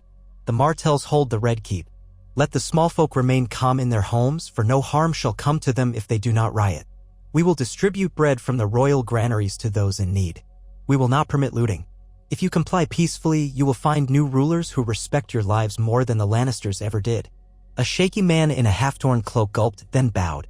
Yes, Prince Oberyn. I will carry your words. He turned, stumbling toward the doors, the patter of his footsteps echoing off stone. Oberyn then nodded to one of the Dornish captains near the dais. Take men to secure the gatehouse and the ports along the Blackwater. No ships in or out unless we allow it. The captain saluted, turning briskly to hurry away. The sense of raw, coiled potential crackled through the throne room. All eyes rested on the figure in the throne and the older prince who stood by him, bearing witness. At last, Doran spoke, his voice measured and low, but carrying a resonant authority. We will need order, he said. Appoint watchers to every corridor of the keep. Send 100 men to search for Cersei Lannister, her children, and any loyal knights that might be forming a last stand. Approach carefully, they may be desperate. We want them alive if possible. Oberyn's eyebrow twitched. Alive, yes, though I have no love for Cersei Lannister. She and her father have ruled with cruelty and cunning. She was part of it all. True, said Doran softly, but her living presence might be a valuable bargaining piece when Tywin attempts to retake the city. The Viper's eyes narrowed, but after a short pause, he inclined his head. Very well. Let them be taken alive if it can be done without endangering our men. A tense swirl of activity followed. Under the barked orders of Dornish captains, more soldiers fanned out through the keep's labyrinth of passages, disarming or binding any pockets of resistance. They posted archers along the walls to watch for any attempt by the city watch to rally. The faint clangor of steel and shouts drifted in from time to time, but for the most part, the Red Keep had fallen so swiftly and brutally that organized defense was nearly impossible. Robert's death, even if not every soldier had witnessed it, seemed to carry a finality that cut the spine from their morale. Doran lingered at the dais, resting when he could. The excitement of the assault and his own underlying ailments had drained him, but he refused to appear weak in front of these newly conquered courtiers. Men approached him with pleas for mercy or offers of allegiance. A minor lord from the Crownlands, half-dressed and trembling, tried to explain that he was forced to serve the Lannisters. Doran granted him a non-committal nod and told him to wait. Another lady, breathless and terrified, asked for safe quarter for her family in exchange for helping the Dornish track down certain Lannister sympathizers. Doran listened, all while Areo Hota stood at his elbow, silently vigilant. Eventually, Oberyn stepped down from the throne, letting some measure of tension drain from his shoulders. He joined Doran, glancing back at that monstrous seat. It's like sitting on a bed of nails, he murmured, humorless. One has to keep shifting to avoid being cut. The Targaryens wanted it that way, to remind kings never to rest easy. Doran's lips quirked. An apt metaphor for all thrones, I suspect. You are not wrong. In truth, I would rather be out in the field, finishing off the remainder of the Lannisters than perched up there like a statue. Oberyn regarded him, voice dropping. But I see the sense in it, brother. Appearances matter. A swirl of disturbed dust caught their attention. Another group of Dornish soldiers entered, leading a captive who stumbled between them. The prisoner's silver-white hair, half-caked with grime, tumbled around a face lined by age. The heavy golden chain about his neck identified him at once as the Grand Maester Pycelle. He was bleeding protests. I am a man of learning, not war, he cried, quavering. I have done nothing to harm Dorne. Release me at once. The soldiers dragged him forward. One spoke curtly. We found him cowering behind a locked door in Maester's tower. Oberyn regarded the old man with a withering stare. Grand Maester Pycelle, you served King Ares, then King Robert, and always you had kind words for Lord Tywin. Men say you are more Lannister servant than impartial advisor. If that is so, perhaps you can tell me where Tywin is now." Pycelle's bushy eyebrows lifted in alarm. "I know not. The Hand has been away at the Rock or near the Westerlands these several moons. I have no idea when he might return." He swallowed visibly. "Please, good prince, I only advise the king on matters of healing and lore. This war is none of my doing." "Oh, I suspect you had your little part," Oberyn said softly. "You gave approval for years to a regime that protected my sister's killers. You would have done so again tonight if Robert had beaten us back." He flicked a glance at Doran. "What say you, brother? Shall we fling him from the walls, or will he be more useful alive?" Doran weighed the question.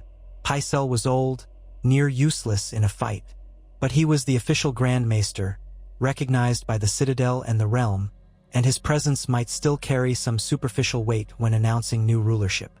"He lives," Doran decided. "Unless he attempts to work against us, keep him under guard." "Wiser heads prevail," Pycelle muttered in relief, sagging as the soldiers hauled him back. Oberyn's face twitched with disdain. Perhaps the Red Viper would have preferred a harsher end for the old man, but he held his peace. Before long, another prisoner stumbled into the hall, escorted by a young knight of House Dane. The man wore black and gold livery, his left arm bound in a makeshift bandage.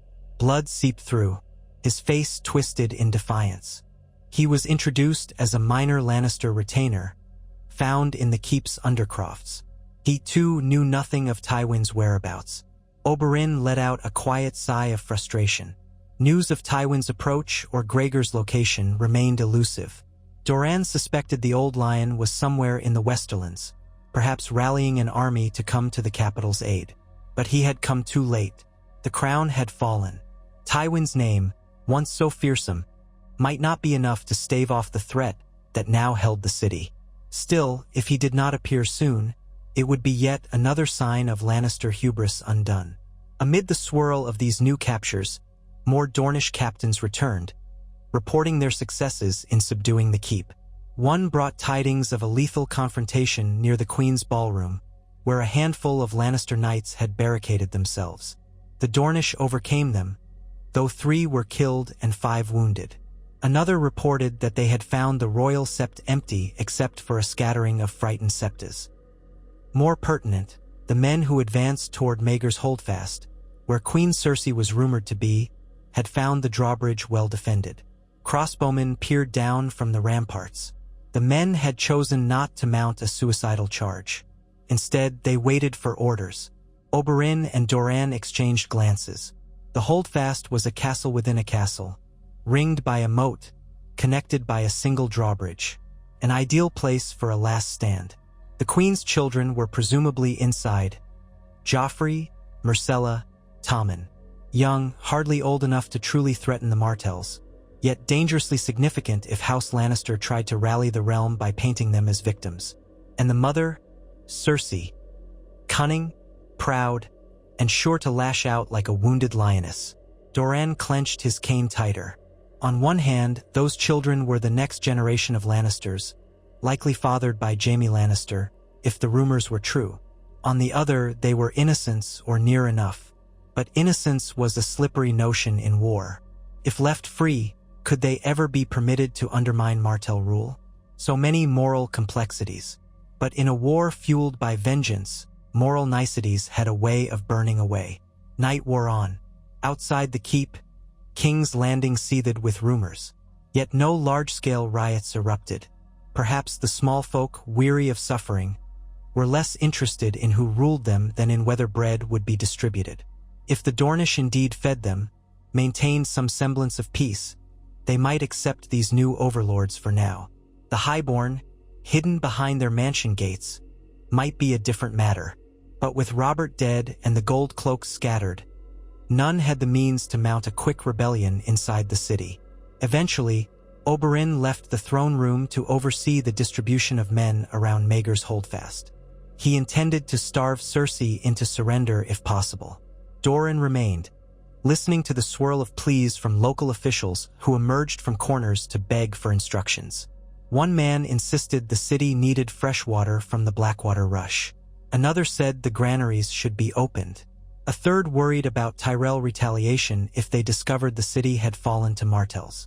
A fourth asked what was to be done with the bodies in the street. Through it all, Doran gave calm, deliberate replies, feeling as though his mind were afloat in a sea of pressing demands. He realized that taking King's Landing had been the easy part compared to the challenge of holding it. Doran had just finished dispatching men to oversee the city's grain distribution when a hush fell near the doorway. Hota stepped forward, hand on his axe, as two Dornish soldiers escorted in a battered knight in burnished white plate, Ser Barristan Selmy. Blood trickled from a gash on his temple. His pristine cloak was torn, the white stained with streaks of red. Despite all that, he carried himself with an unbent spine. Even in defeat, he radiated a quiet dignity. Doran recognized him at once. Aerys Targaryen's Kingsguard, Rhaegar Targaryen's comrade, and then King Robert's sworn shield. He was said to be the finest knight in the realm. Around him, the Dornish soldiers looked wary. Oberyn, who had just returned from conferring with officers near the corridor, paused at the sight of Ser Barristan. The old knight's chest rose and fell with fatigue, but his eyes glinted with defiance. One soldier began, "We found him near the royal stables." Barristan raised a gauntlet hand. "I surrendered," he said. His voice was rough but steady. "Your men surrounded me. To fight on would have meant slaughter on both sides. I will not dishonor my name with a futile death." Oberyn eyed him carefully, remembering old rumors Barristan Selmy had parted Rhaegar Targaryen's side only because a king's guard goes where commanded. He'd fought valiantly in Robert's rebellion, then served the new king with unwavering loyalty. "A practical choice," Oberyn said softly. "I know your skill. Many more men would have died if you chose to fight on." Selmy pressed his lips together. He carried no weapon now, the sword presumably taken by the Dornish. "I am sworn to the crown," he said. "Though the king I served is dead.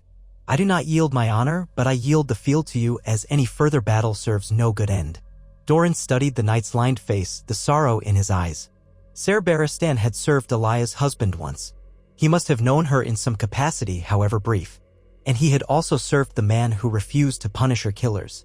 "Ser Barristan," Doran said gently, "once you fought for Prince Rhaegar, did you not? You knew my sister." At that, a flicker of grief passed over Barristan's features. "I did, my prince. She was gentle and kind, undeserving of her fate." He bowed his head. "And yet we're spared no one." Oberyn exhaled slowly, pacing closer.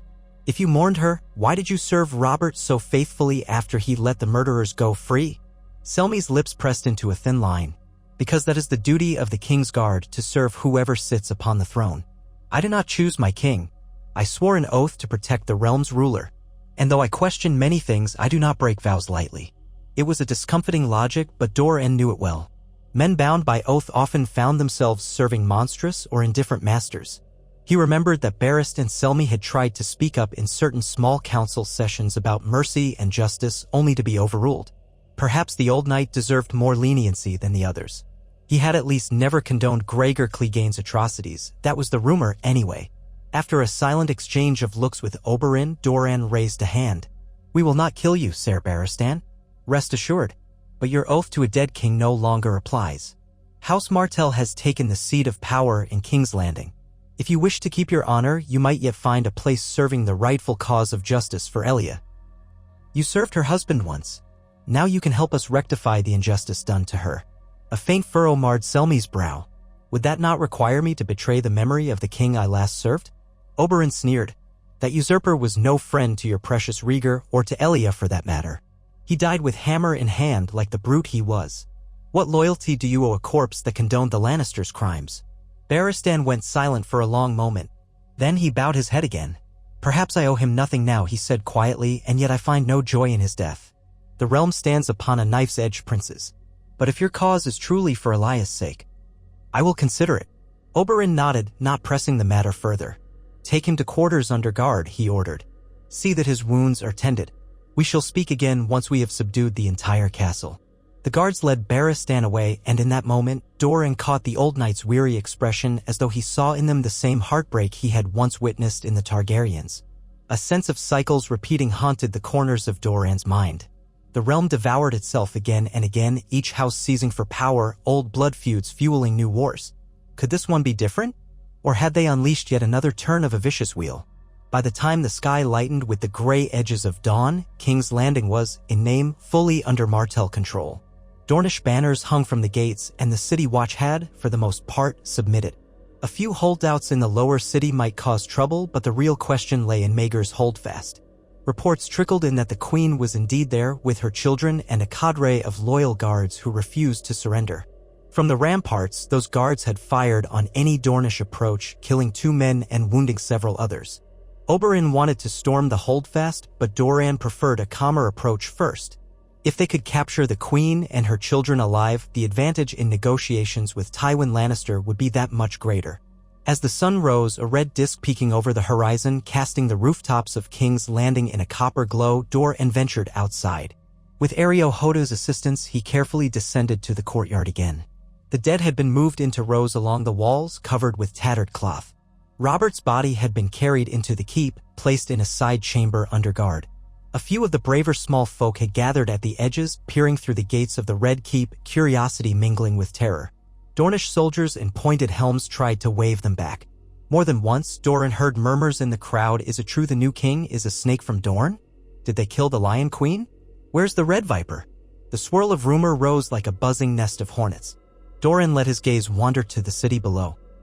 The sprawl of King's Landing was enormous, a patchwork of cramped districts, winding streets, and flickering torches even in daylight. Smoke still rose from a few smoldering ruins where catapult fire had sparked blazes. He forced himself to breathe slowly, ignoring the dull ache in his ankles. The next steps required cunning, not just the sword. They had to consolidate control here before the realm came crashing down on them. If the Lannisters brought a host from the west, if the Tyrells marched from the Reach, if the Tullus stirred, the alliances Doran had painstakingly cultivated might hold, or they might not. War was uncertain, and the Martells had thrown a torch onto the tinder. A familiar voice drew his attention. Oberyn, wearing fresh clothes spattered with only a little dried blood, strode across the courtyard. Behind him trailed a half-dozen soldiers and a slender man in a dusty black doublet. The man's face was sly, watchful. Peter Baelish. Doran recognized him from earlier visits to the capital. The master of coin, some said, though he had other cunning roles in Robert's court. "We found this rat outside a side passage," Oberyn said by way of introduction, halting before Doran. "Trying to slip away like the spider, but we caught him. He says he wishes to talk." Littlefinger's bow was a subtle mockery, yet tinted with caution. "Prince Doran, Prince Oberyn, my warmest congratulations on your sudden victory. A truly remarkable feat," he straightened. "I took the liberty of staying behind because I believe we might come to a mutually beneficial arrangement." Oberyn sneered. "Mutually beneficial? You served the Lannisters well enough." Baelish spread his hands in a gesture of contrived innocence. "I served the crown's finances, ensuring the realm did not sink into penury.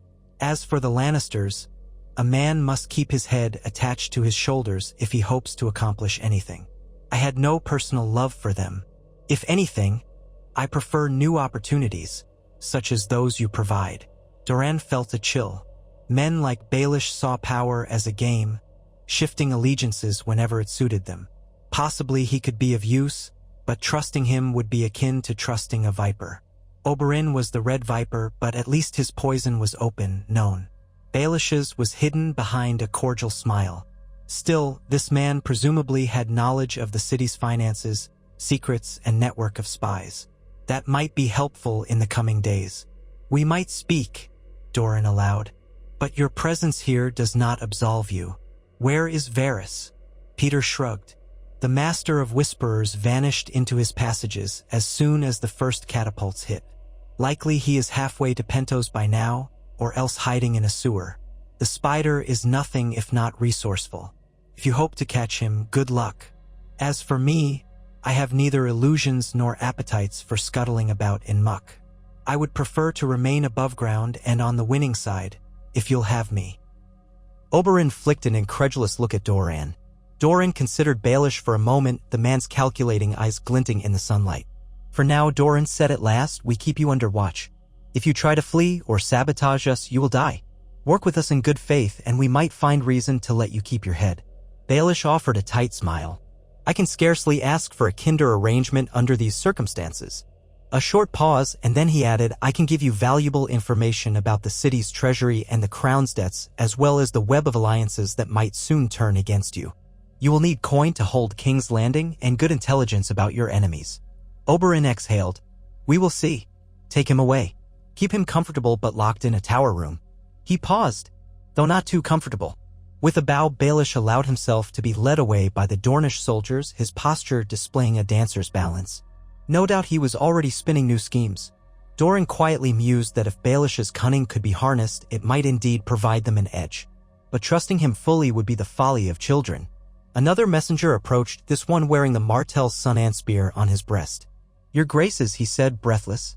We have a development at Maegor's Holdfast. The Queen's men have raised a white flag on the ramparts. Oberyn's eyebrows shot up. A trick. Hard to say, the messenger continued, but they signaled they wished to parley.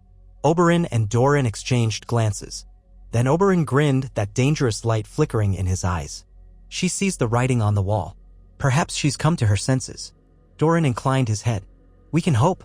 Still, be wary. She might try to buy time, hoping for rescue from the west. He paused. I shall go with you to hear her terms.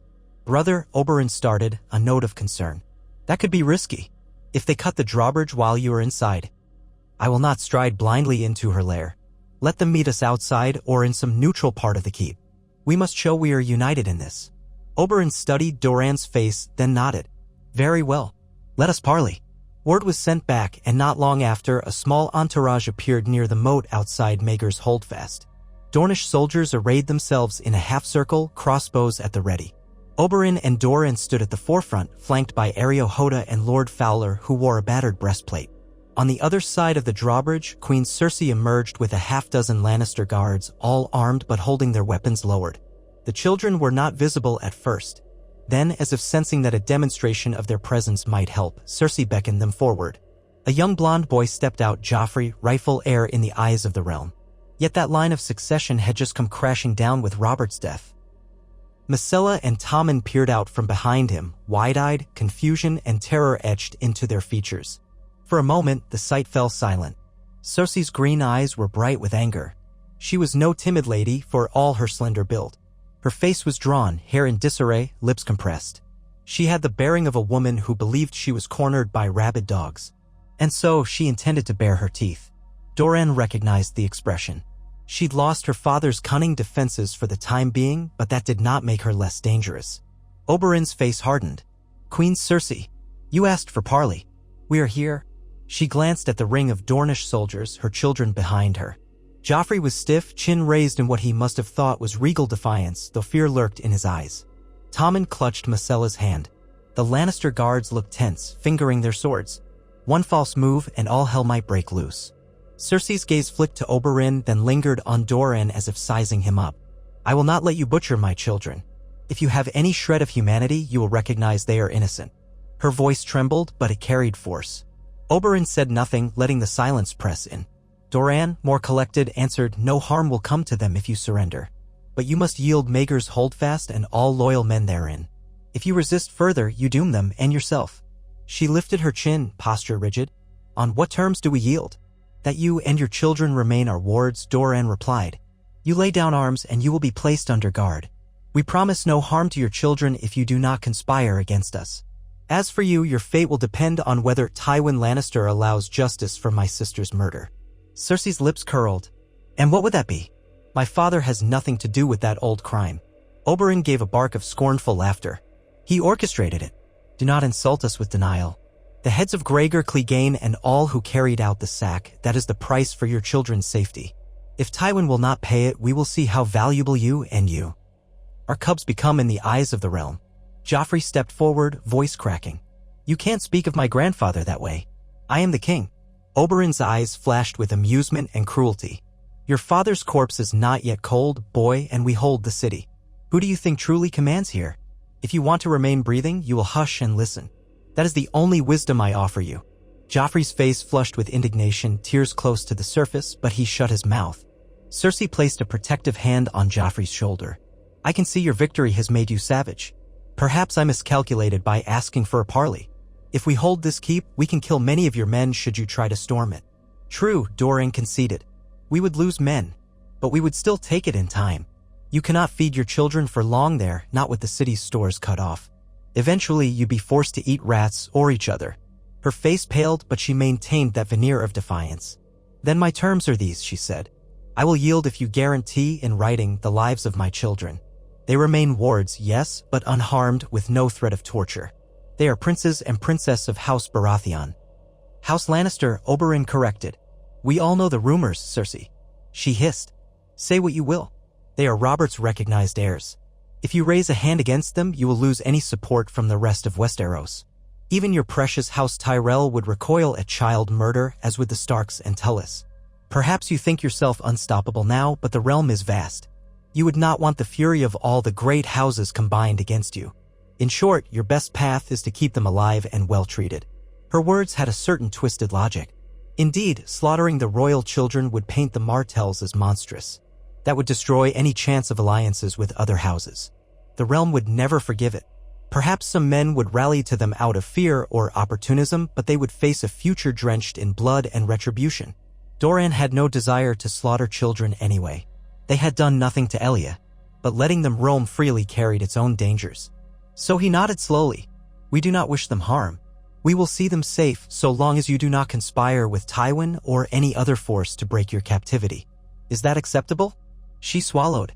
"And me? I will not be separated from them. You will remain with them," Doran agreed. "Though under our watch.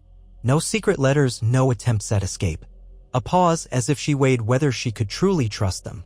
Then, shoulders slumping a fraction, she lifted her chin again. "Very well.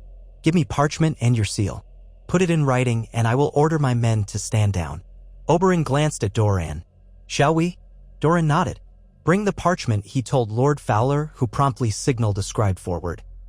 The scribe drew out sheets of parchment, setting them on a makeshift table that some soldiers hurriedly prepared. With a quill in hand, he waited for Doran's dictation. Carefully, in a clear, firm voice, the prince recited the terms: that the queen and her children would be wards of House Martell, that no harm would be done to them so long as they complied with captivity, that no treacherous act would be taken against the Martells, that any breach would void the agreement, and that they must yield the holdfast immediately.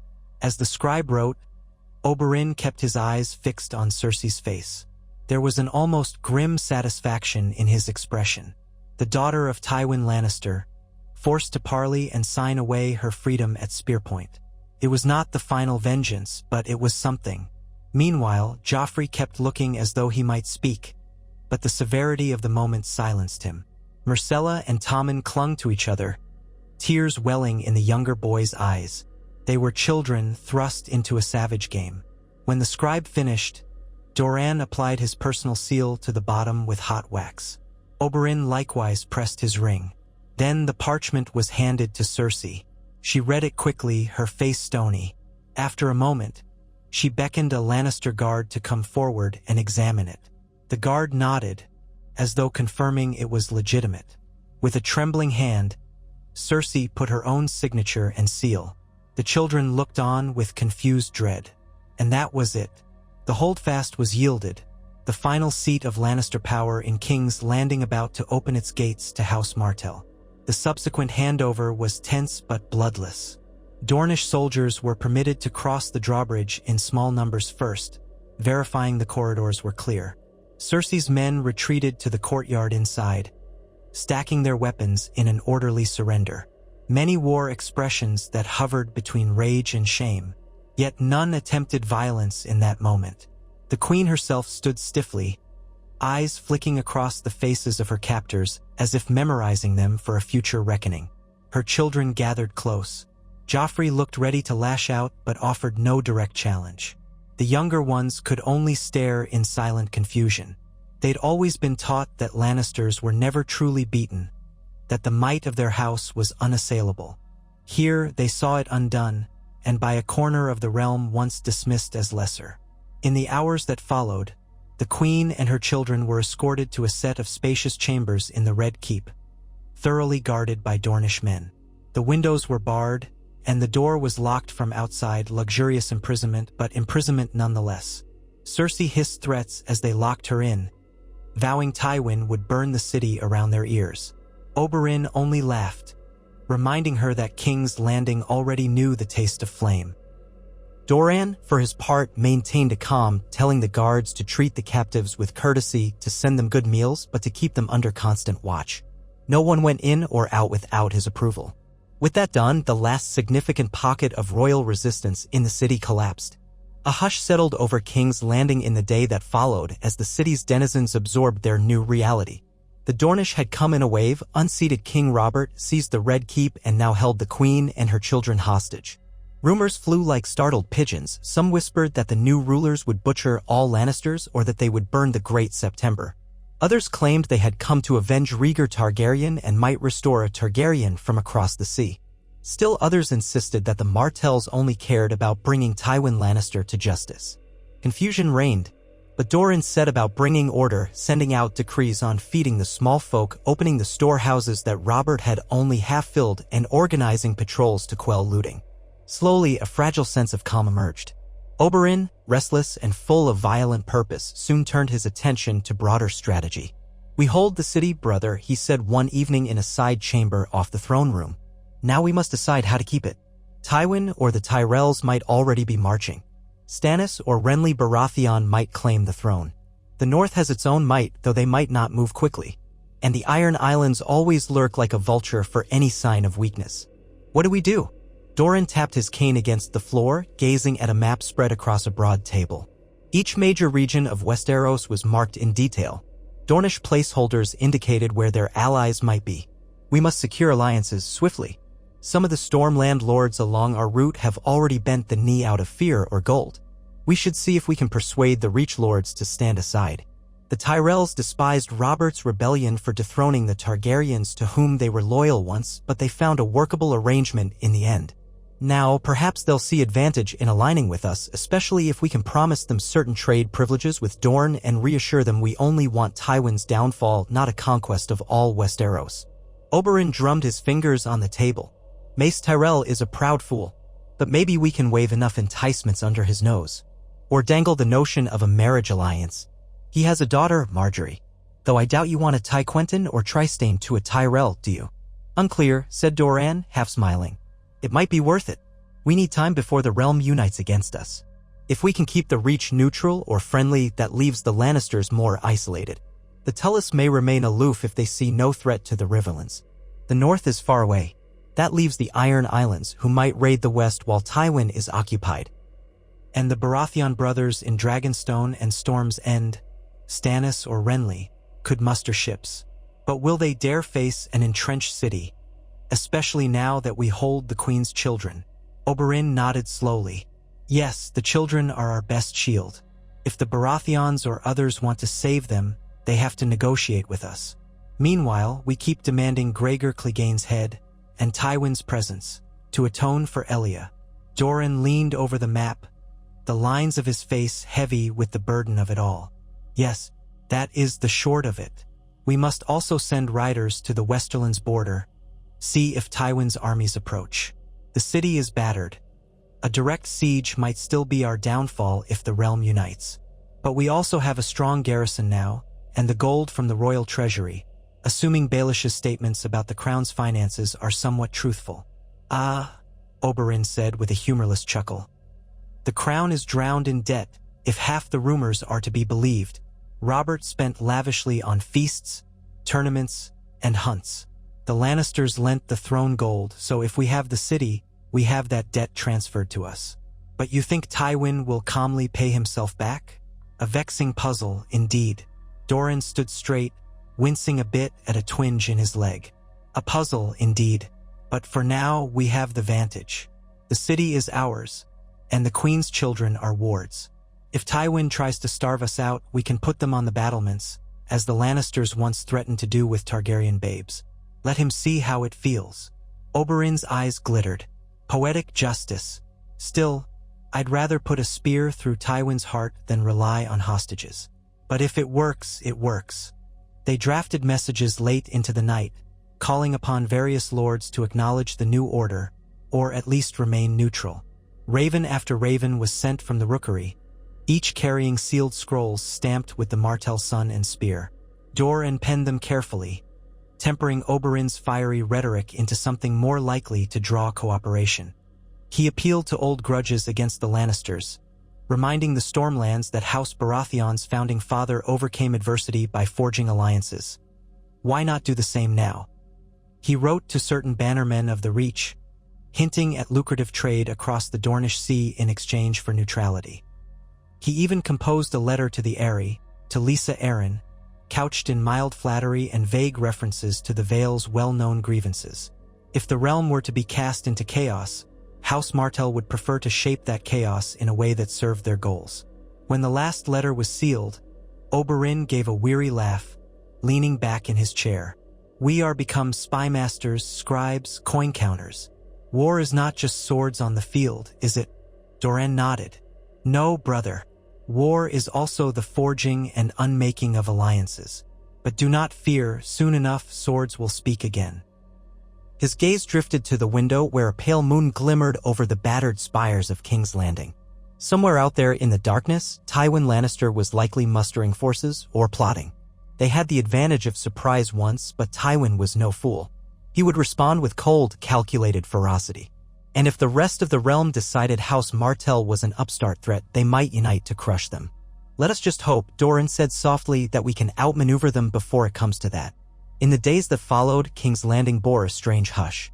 Dornish patrols scoured the streets, collecting any pockets of outlaws or violent opportunists.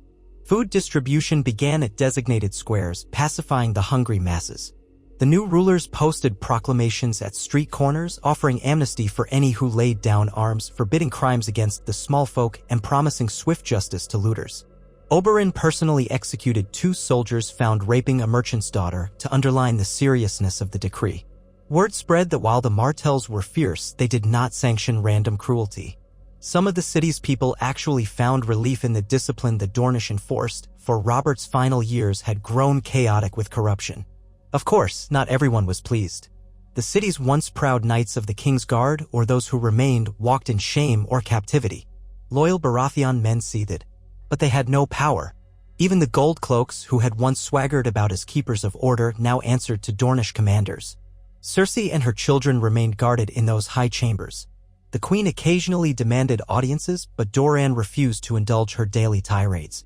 Instead, each day, he or Oberyn sent a representative to ensure they had adequate food and that no contraband or hidden messages were being exchanged. Joffrey fumed, threatening vengeance, but no one heeded him. Myrcella tried to be polite to the guards. Tommen cried often, by the soldiers' accounts, uncertain why he was locked away.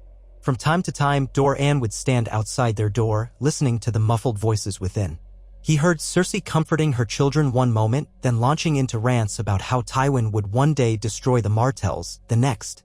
If she thought to sway the guards to help her escape, she would find no traction. These soldiers were handpicked by Doran, men who had lost relatives in the wars or grown up hearing about Elia's murder. Their loyalty was not in question.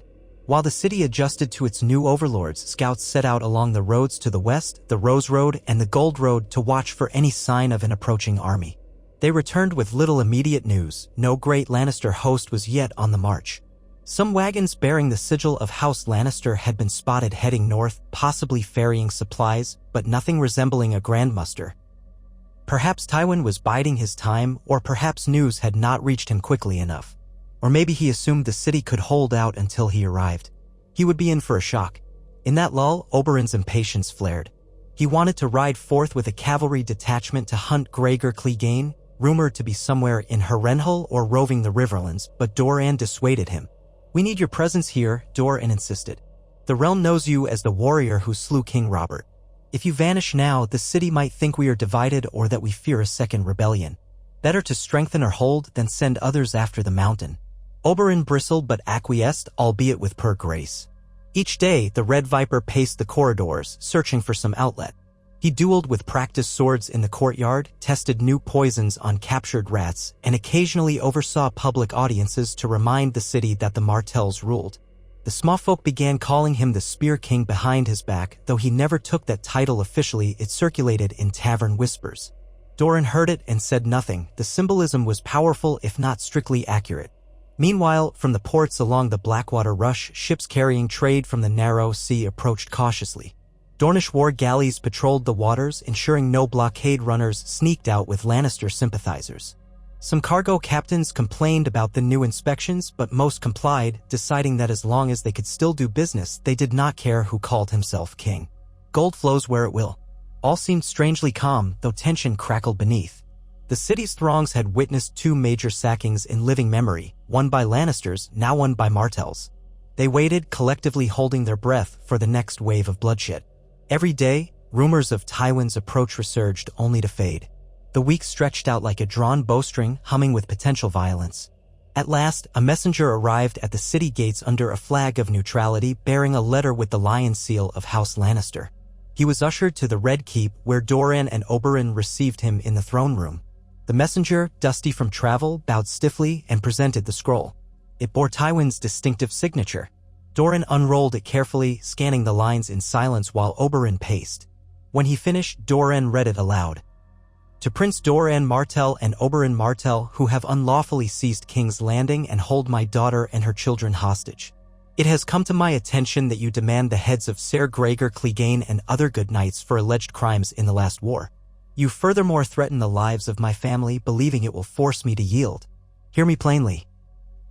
Release my daughter and her offspring at once and vacate King's Landing, returning to Dorne, or you will face the might of the Westerlands and all those loyal to the rightful heirs of King Robert Baratheon. Your defiance will only bring destruction on your heads and suffering on the realm. You have no right to hold the Iron Throne, nor do you have a legitimate grievance against my house. The events of the past rebellion were acts of war for which no further restitution is owed. I offer you this one chance for honorable withdrawal. If you release my blood unharmed and swear never again to set foot against the crown, I will consider sparing the men of Dorne from the fate that awaits them otherwise. But if you persist in this folly, your house shall burn. Think well before you reply. Signed, Tywin Lannister, Lord of Casterly Rock, Shield of Lannisport, Warden of the West. A taut silence followed Doran's reading. Oberyn let out a bark of sardonic laughter. He calls Gregor Clegane a good knight? How typical. And he claims no restitution is owed? Arrogant lion. Does he think we are fools? The messenger kept his eyes lowered, though his lips pinched at Oberyn's derision of his lord. He must have known better than to show defiance in the Red Viper's presence. Doran set the letter aside with quiet deliberation. You have delivered your lord's words, he told the messenger. Tell me, do you know the size of his host? The man hesitated. Lord Tywin has mustered banners from all corners of the Westerlands and many from the Crownlands as well. He also claims that some Storm landlords remain loyal to the Baratheons and will march with him. Exact numbers. I do not know, my prince. Oberyn made a dismissive gesture. Likely thousands. He means to frighten us. He might be marching east as we speak. Doran's eyes flicked over the messenger. Return this answer, he said slowly, and signaled a scribe to record his words, Lord Tywin. We hold your daughter, her children, and the Iron Throne. We will not abandon our rightful quest for justice for Elia Martell. Send us Ser Gregor Clegane alive so that he may stand trial for rape and murder. Come to King's Landing yourself and answer for your part in the sack. If the truth is found that you orchestrated it, you will face the consequences. Should you refuse, your daughter's safe. Eddie cannot be guaranteed, nor can that of her children. We name you an enemy of the realm if you make war on King's Landing. The city belongs to House Martell until those debts are paid. Signed, Doran Martell, Prince of Dorne, and Oberyn Martell, the city's protector. He paused, glancing at Oberyn for confirmation. Oberyn nodded, lips curved in a satisfied smirk. The scribe finished. Doran took the scroll, sealed it with his signet, and handed it to the messenger. Take that to your lord. The messenger, pale and uneasy, bowed. As you command, my prince. When he had gone, Oberyn exhaled, slamming a fist lightly onto the table. And so it begins. Tywin will not yield. He never does. Doran's voice was calm. Then it is war indeed. From that moment, the city prepared to withstand a siege from the west. Scouts were doubled on the roads. Walls were repaired where the bombardments had weakened them. New scorpions and catapults were set up. The small folk grew nervous, but the Martells offered some reassurance by continuing the distribution of bread and cracked wheat from the storehouses. They spared no cost, using gold from the royal treasury what little was left. If Tywin was indeed raising a host, he would face a city well-stocked and prepared. As the days advanced into weeks, ravens brought rumors from all corners. The Tyrells were uncertain, possibly considering an alliance with Doran if certain terms were met. Some Stormland lords indeed marched with Tywin, but not all. The Tullus remained silent, and the north, as usual, was remote, though some said Ned Stark was mustering forces at Moat Cailin, uncertain whom to support. Meanwhile, the Vale was locked in its own complexities, with Lysa Arryn refusing to commit. Across the sea, in Essos, a rumor circulated that a Targaryen heir might still live. All these swirling possibilities only heightened the sense that the realm was balanced on a knife's edge, and House Martell held one side of that blade. In the Red Keep, daily life settled into a tense routine. Oberyn presided over the throne room at times, hearing petitions, dispensing harsh judgments on Lannister cronies. Doran played the role of council leader, meeting with surviving local administrators to ensure the city functioned. The Queen and her children remained locked away. Cersei occasionally raged at the guards, but no serious attempt to free them was discovered. Peter Baelish was forced to provide details of the city's debts, which were monstrous. He also gave them knowledge of certain gold reserves stashed by Robert's officials to pay for the royal fleet. With that gold, they hired more sellswords to bolster the city watch. By the end of the third week, the Martells truly felt they commanded King's Landing. Yet each day, the question returned, where was Tywin and when would he come? At length, reports filtered in of a Lannister army crossing the Blackwater Rush from the west. Not an overwhelming host, perhaps half the size the realm had once feared. Tywin must have realized that many houses hesitated to join him, concerned about child hostages. Even so, the force he brought was not small. Perhaps 15,000 men, with knights, catapults, supply wagons. Their banners showed the Golden Lion on red fields flapping in the wind. In their vanguard marched some Stormlander contingents, if the scouts could be believed. In King's Landing, the watchers atop the gates braced themselves. War horns might blow at any hour, announcing the Lion's approach. Oberyn organized cavalry to ride forth and skirmish, harass, slow them. Some captains argued in favor of a sally on open ground, others counseled prudence, letting the walls do the work. Doran weighed it all, the memory of Elia's screams echoing in the back of his mind. If Tywin took the city, they would share her fate. But they were not helpless. They had thousands of Dornish spears, crossbowmen on the walls, siege engines, and the Queen's children as hostages. If they paraded Joffrey, Myrcella, and Tommen along the battlements, would Tywin dare assault the city outright? News came that Tywin's host set up a camp a few miles west of the city, out of immediate arrow range. They likely hoped to starve the city out, but Doran had spent the last weeks stockpiling grain and fresh water in large cisterns. If it came to siege, King's Landing could hold out. The question was whether the rest of the realm might intervene. But no banners from the Reach, Vale, or Riverlands arrived to join Tywin's lines. Nor did the North. It seemed all the great houses watched from afar, uncertain if they wished to plunge into a war on Tywin's behalf, especially with the Queen and her children at risk. Still, Tywin Lannister was not a man to be trifled with. He might try cunning. Or he might attempt an assault despite the hostages. Oberyn would have welcomed that, eager to unleash the city's defenses. Yet the days passed in a standoff. Tywin's men ringed the western roads. Dornish scouts harried them at night, setting wagons aflame, but no grand battle erupted. Word reached them that Tywin demanded to speak with his daughter in the presence of Martell officers, presumably to confirm she still lived. At first, Oberyn balked at the notion, but Doran decided to allow it. A single envoy from Tywin's camp was permitted inside to see the Queen and speak with her. No doubt Tywin hoped to glean intelligence about the city's weaknesses. But the Martells gleaned intelligence, too, from their close watch on that envoy's conversation. When the envoy departed, it became clear that Tywin wanted to negotiate the release of his family above all. He offered sums of gold so immense that even Oberyn raised an eyebrow. He also offered to consider punishing Gregor Clegane in some manner, though he would not explicitly admit guilt in the sack of King's Landing. It was a half measure, a hint that Tywin might be cornered enough to sacrifice his monstrous dog, but not enough to truly satisfy the Martells. Gregor had to stand trial, and Tywin as well, if it were possible. So the stalemate dragged on. The Golden Lion glared from the west. The sun and spear flew over the Red Keep. Cersei fumed in captivity. Every morning, Doran woke to the same precarious reality. They had broken the realm's old order, but forging a new one required a skillful dance of politics, war, and cunning. If House Martell erred, they could be undone in a heartbeat. Then, on a crisp morning when the smell of autumn drifted in on the breeze, everything changed again. A raven arrived at dawn, bearing a sealed letter from the Lady Olenna Tyrell in Highgarden. Doran broke the seal, eyebrows rising at the message inside. Lady Olenna offered a secret alliance if the Martells would betroth one of their scions to Marjorie Tyrell and promise to let the Tyrells keep certain lands near the Manor. The Tyrells would bring their might to bear against the Lannisters. In short, they would help crush Tywin from the south, or at least remain neutral and bar Lannister attempts to cross the Reach. In exchange, the Tyrells wanted a recognized place in any new ruling structure and a formal apology for past border wars. It was a carefully crafted proposal, full of sly barbs and conditions, but its meaning was clear. Highgarden was leaning away from the Lannisters. Doran's mind raced. With the Tyrells allied to them, or even just neutral, Tywin might be outflanked. The Lannisters could not fight alone against Dorne and the Reach combined. This could tip the scales in favor of House Martell's vengeance. Oberyn read the letter, eyes gleaming.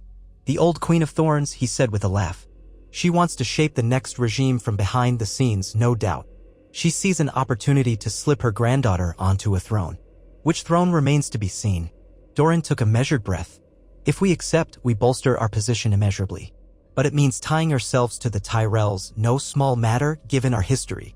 And do we truly want to offer a marriage contract? Quentyn is in Dorne. Trystane is still quite young. And there's Arianne, but I suspect Lady Olenna means Marjorie for a male scion. Tyrell tradition likes the idea of the man eventually inheriting. It would be a complex arrangement."